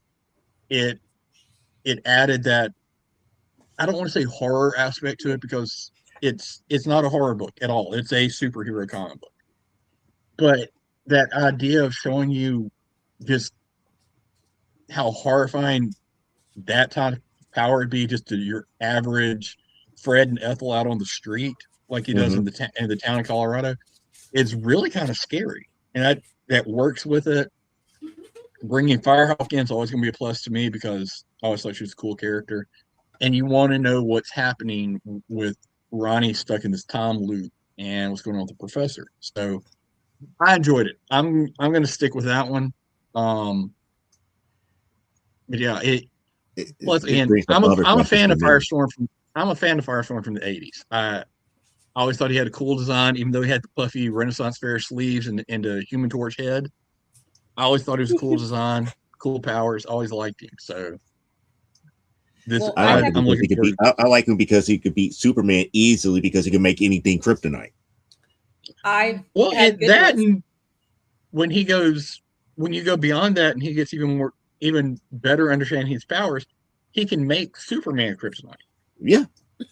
So Oh, Yeah, he can okay. really turn Superman into Uh, kryptonite. The okay. so kryptonite yeah. Superman is like Now or even worse, or even worse, if I remember correctly, he could manipulate anything on the body and just be like, okay, fine, I'm just going to make your skin only accept the red rays of the sun. mhm. Essentially, it's like, yeah, you're on a planet with a yellow sun, but to you, it's red. Yeah. Good So idea. I'm looking for the only other. There are a few more number ones coming out, but the only other one that I'm really looking forward to, um, is the Barbara Gordon that's about to come out. where she's in prison. Oh. So that one I think might be pretty good. So we'll have to see. But so far, Firestorm, buy Firestorm, buy Zatanna. If you want to wait on the trade for Batwoman and Deathstroke, go for it. It's okay. Stay away from Lobo. Got it. That's where we're at right now. But yeah, Any- I think I think a lot of people, if they try it, will really enjoy Firestorm.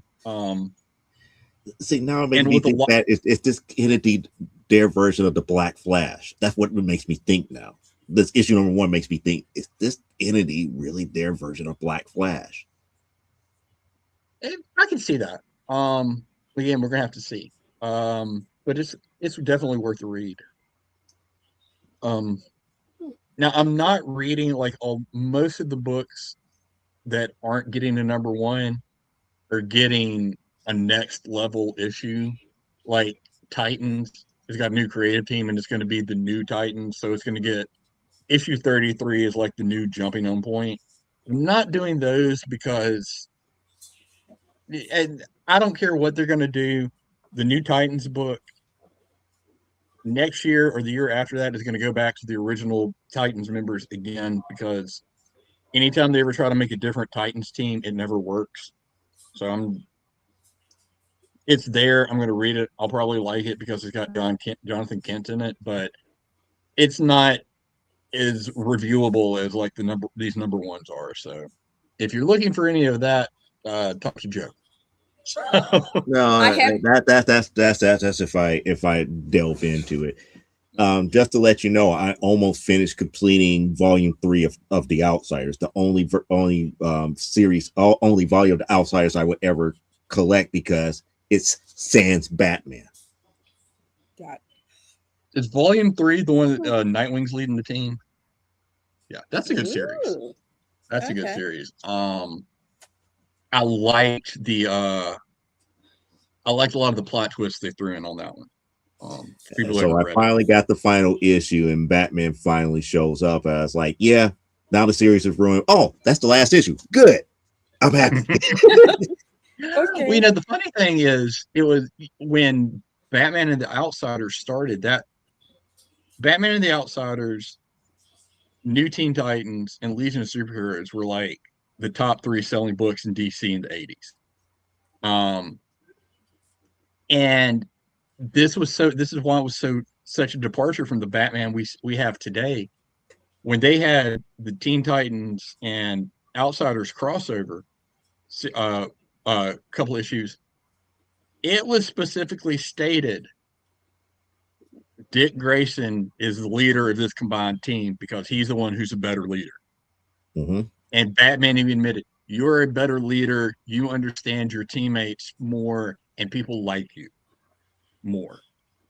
And that is such a departure from the Batman we have now, where nobody can do what he does, and nobody's a better leader. Blah blah blah blah. It was so nice to read that, and like today you don't have that. It's like I don't Well, like Batman. So, well, I No. quickly, Okay. found hardcover copy of Bilbo's Last Song. Oh, okay. awesome. It's on its way to me, and once I get it, it'll be on its way to Joe, and then it'll get it on its way to you. Awesome. And of course, as with everything, look at it first Mm-hmm. before you show it to let you and the missus look it over and decide if that's something you think the girls would like. I always like the fact that I'm in a group full of people that don't mind passing it around. Yeah, that's fine. And she's still It'll be for the girls, so And that's great. and she But still scoffs at the idea of the $295.95 for Yeah. Auntie's Moo You Can Draw series. I am falling asleep and I have not eaten anything today. wait. And at 9 a.m. tomorrow, I gotta be at Weston and Foster. Okay, so you I gotta got to go. go from my house to Weston Foster by 9 a.m. tomorrow. That's a trek. Yeah, that's a What about trek. I like the idea better of it. It would be anti Moo can draw and you can too series. The title could be worked out. We could work Yeah. out the series title. But the thing about it is, like, I'm holding the line at 295.95 because if we go like 495.95, people would complain. Mhm. Okay, Right. That's great. That's good to know. Yeah, I did when GoDaddy told me I could set up a merch site that would be $200 more than what I'm currently paying for my regular site. I won't repeat what I said because we even with the TVMADLSV we can't do We that. don't have to. We don't have 8-second delay. So yeah, Yeah. I was like, "Where's that button?" So I, yeah, but I'll be playing drums on that button and be like, like I said, I've got dishes to do. We have one mouse left. You know, we found one of the mice got shredded in the living room fan. Poor Courtney found him. Got caught in a fan. You know, took a little cleaning to we scooped him out, and then I had to disinfect the fan of mouse guts and stuff. But Uh, Speaking of guts, before oh, we go, my wife's best friend called her today and said, I have to tell you this. And it's like, okay.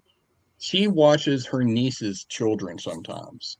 okay. And Micah's friend doesn't have any kids, so she's like learning how to be a mom at almost 50. Um, and she goes, my niece's brother, I guess her nephew, I don't know, has been missing his lizard for the past couple of days, Oh no. and no one knew where it was. And the little girl that Micah's friend watches is named Evelyn. She's like 2. She's still in diapers. Oh no. They were I, changing Evelyn's diaper. Evelyn ate the damn lizard. I got it. Chicken. I'm sorry. Oh So, no. so Okay. yeah, 2-year-old was like, "How big was the lizard, by the way?" I have no idea. Apparently, it wasn't like It could an have been too iguana, big and but the it was 2-year-old overpowered. However, it's like, yeah. couldn't it be like one of those like small salamander like lizards?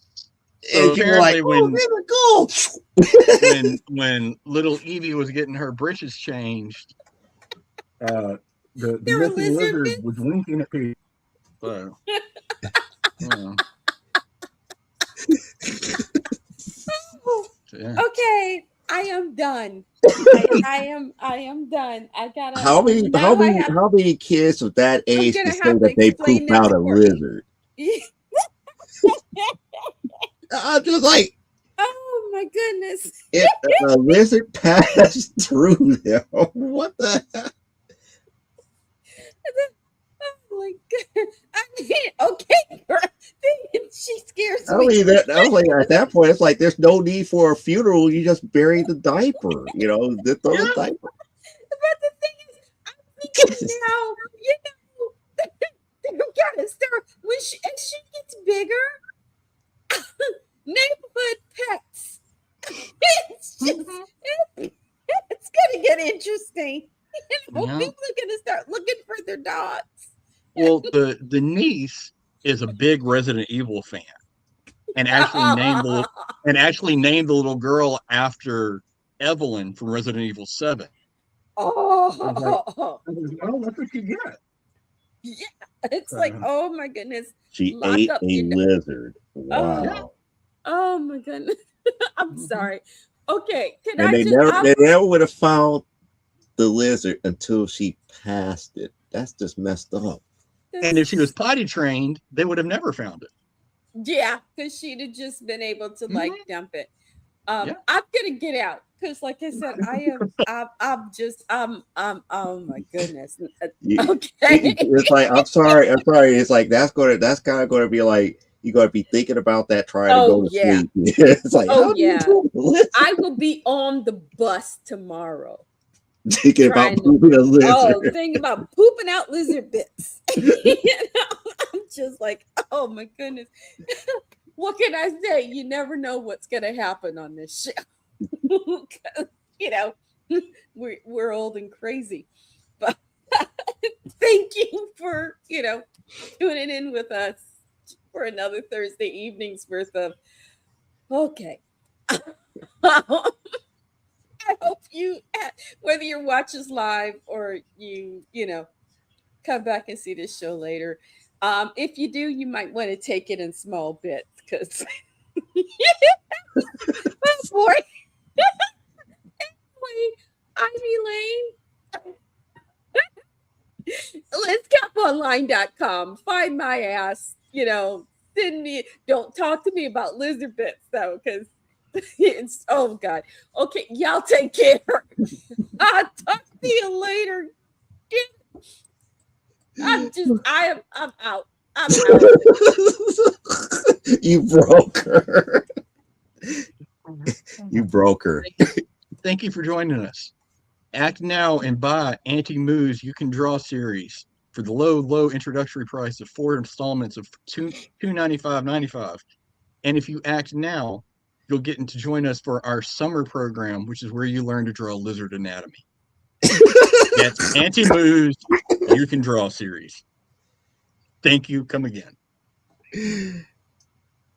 And that brings us to our real sponsor for Comic Book Spectrum, Jeffrey Hayes at Platform Fire Graphics. If you got that brand new novel, graphic novel, or comic book that you need a great cover for, that will bring people to your table to ask you, ooh, tell me about your story, then Jeffrey Hayes is who you need. You want an award-winning artist who have won several Pulp Factory awards on your cover. If you don't believe me, then take a gander at this video.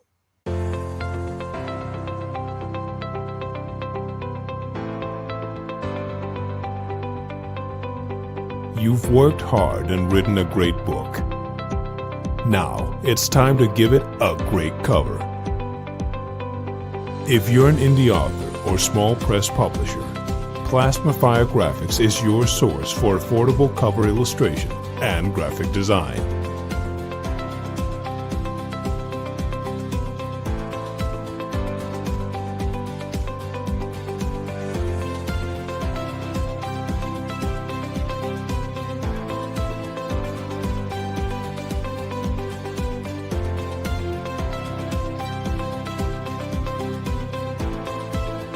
Plasma Fire Graphics, when the look of your book matters to you.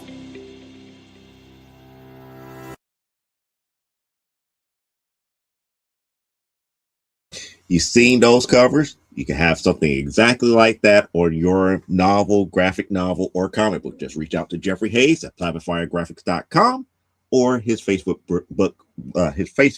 group for Plasma Fire Graphics. As far as I'm concerned, I will be back here on Saturday with another episode of From the Desk of a Small Press Publisher.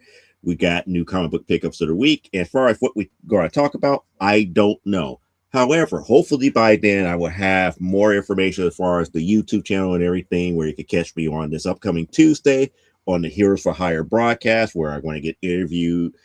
It's been a long time since I've been interviewed, but hopefully, if everything goes well, I probably won't be the one that's being interviewed. The person who hosts Heroes for Hire might be on the receiving end of it, but we never know. But until Saturday or until next Thursday, when you see us here, live life, grow, and be well. And unlike our founder, Brian K. Morris, I don't care if you wash your hands, but never, and I do mean never, apologize for being awesome. Thank you for watching. Don't forget to like and subscribe. And we are out of here until next week. See you later. Goodbye.